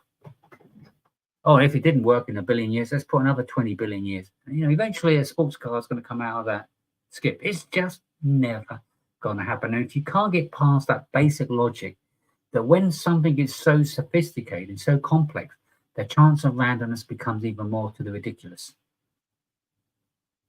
And is your life and your understanding of life going to be based on the ridiculous? Or are you going to base it on something that logically makes sense? Something that we know, that we do have evidence of, and that is that it is anything that's sophisticated and a marvel that we are aware of that's been put together, has always been the case, they've been put together by intelligence. We need to do the same logic and look at that same influence in life itself and say, well, yeah, logically that must be the case.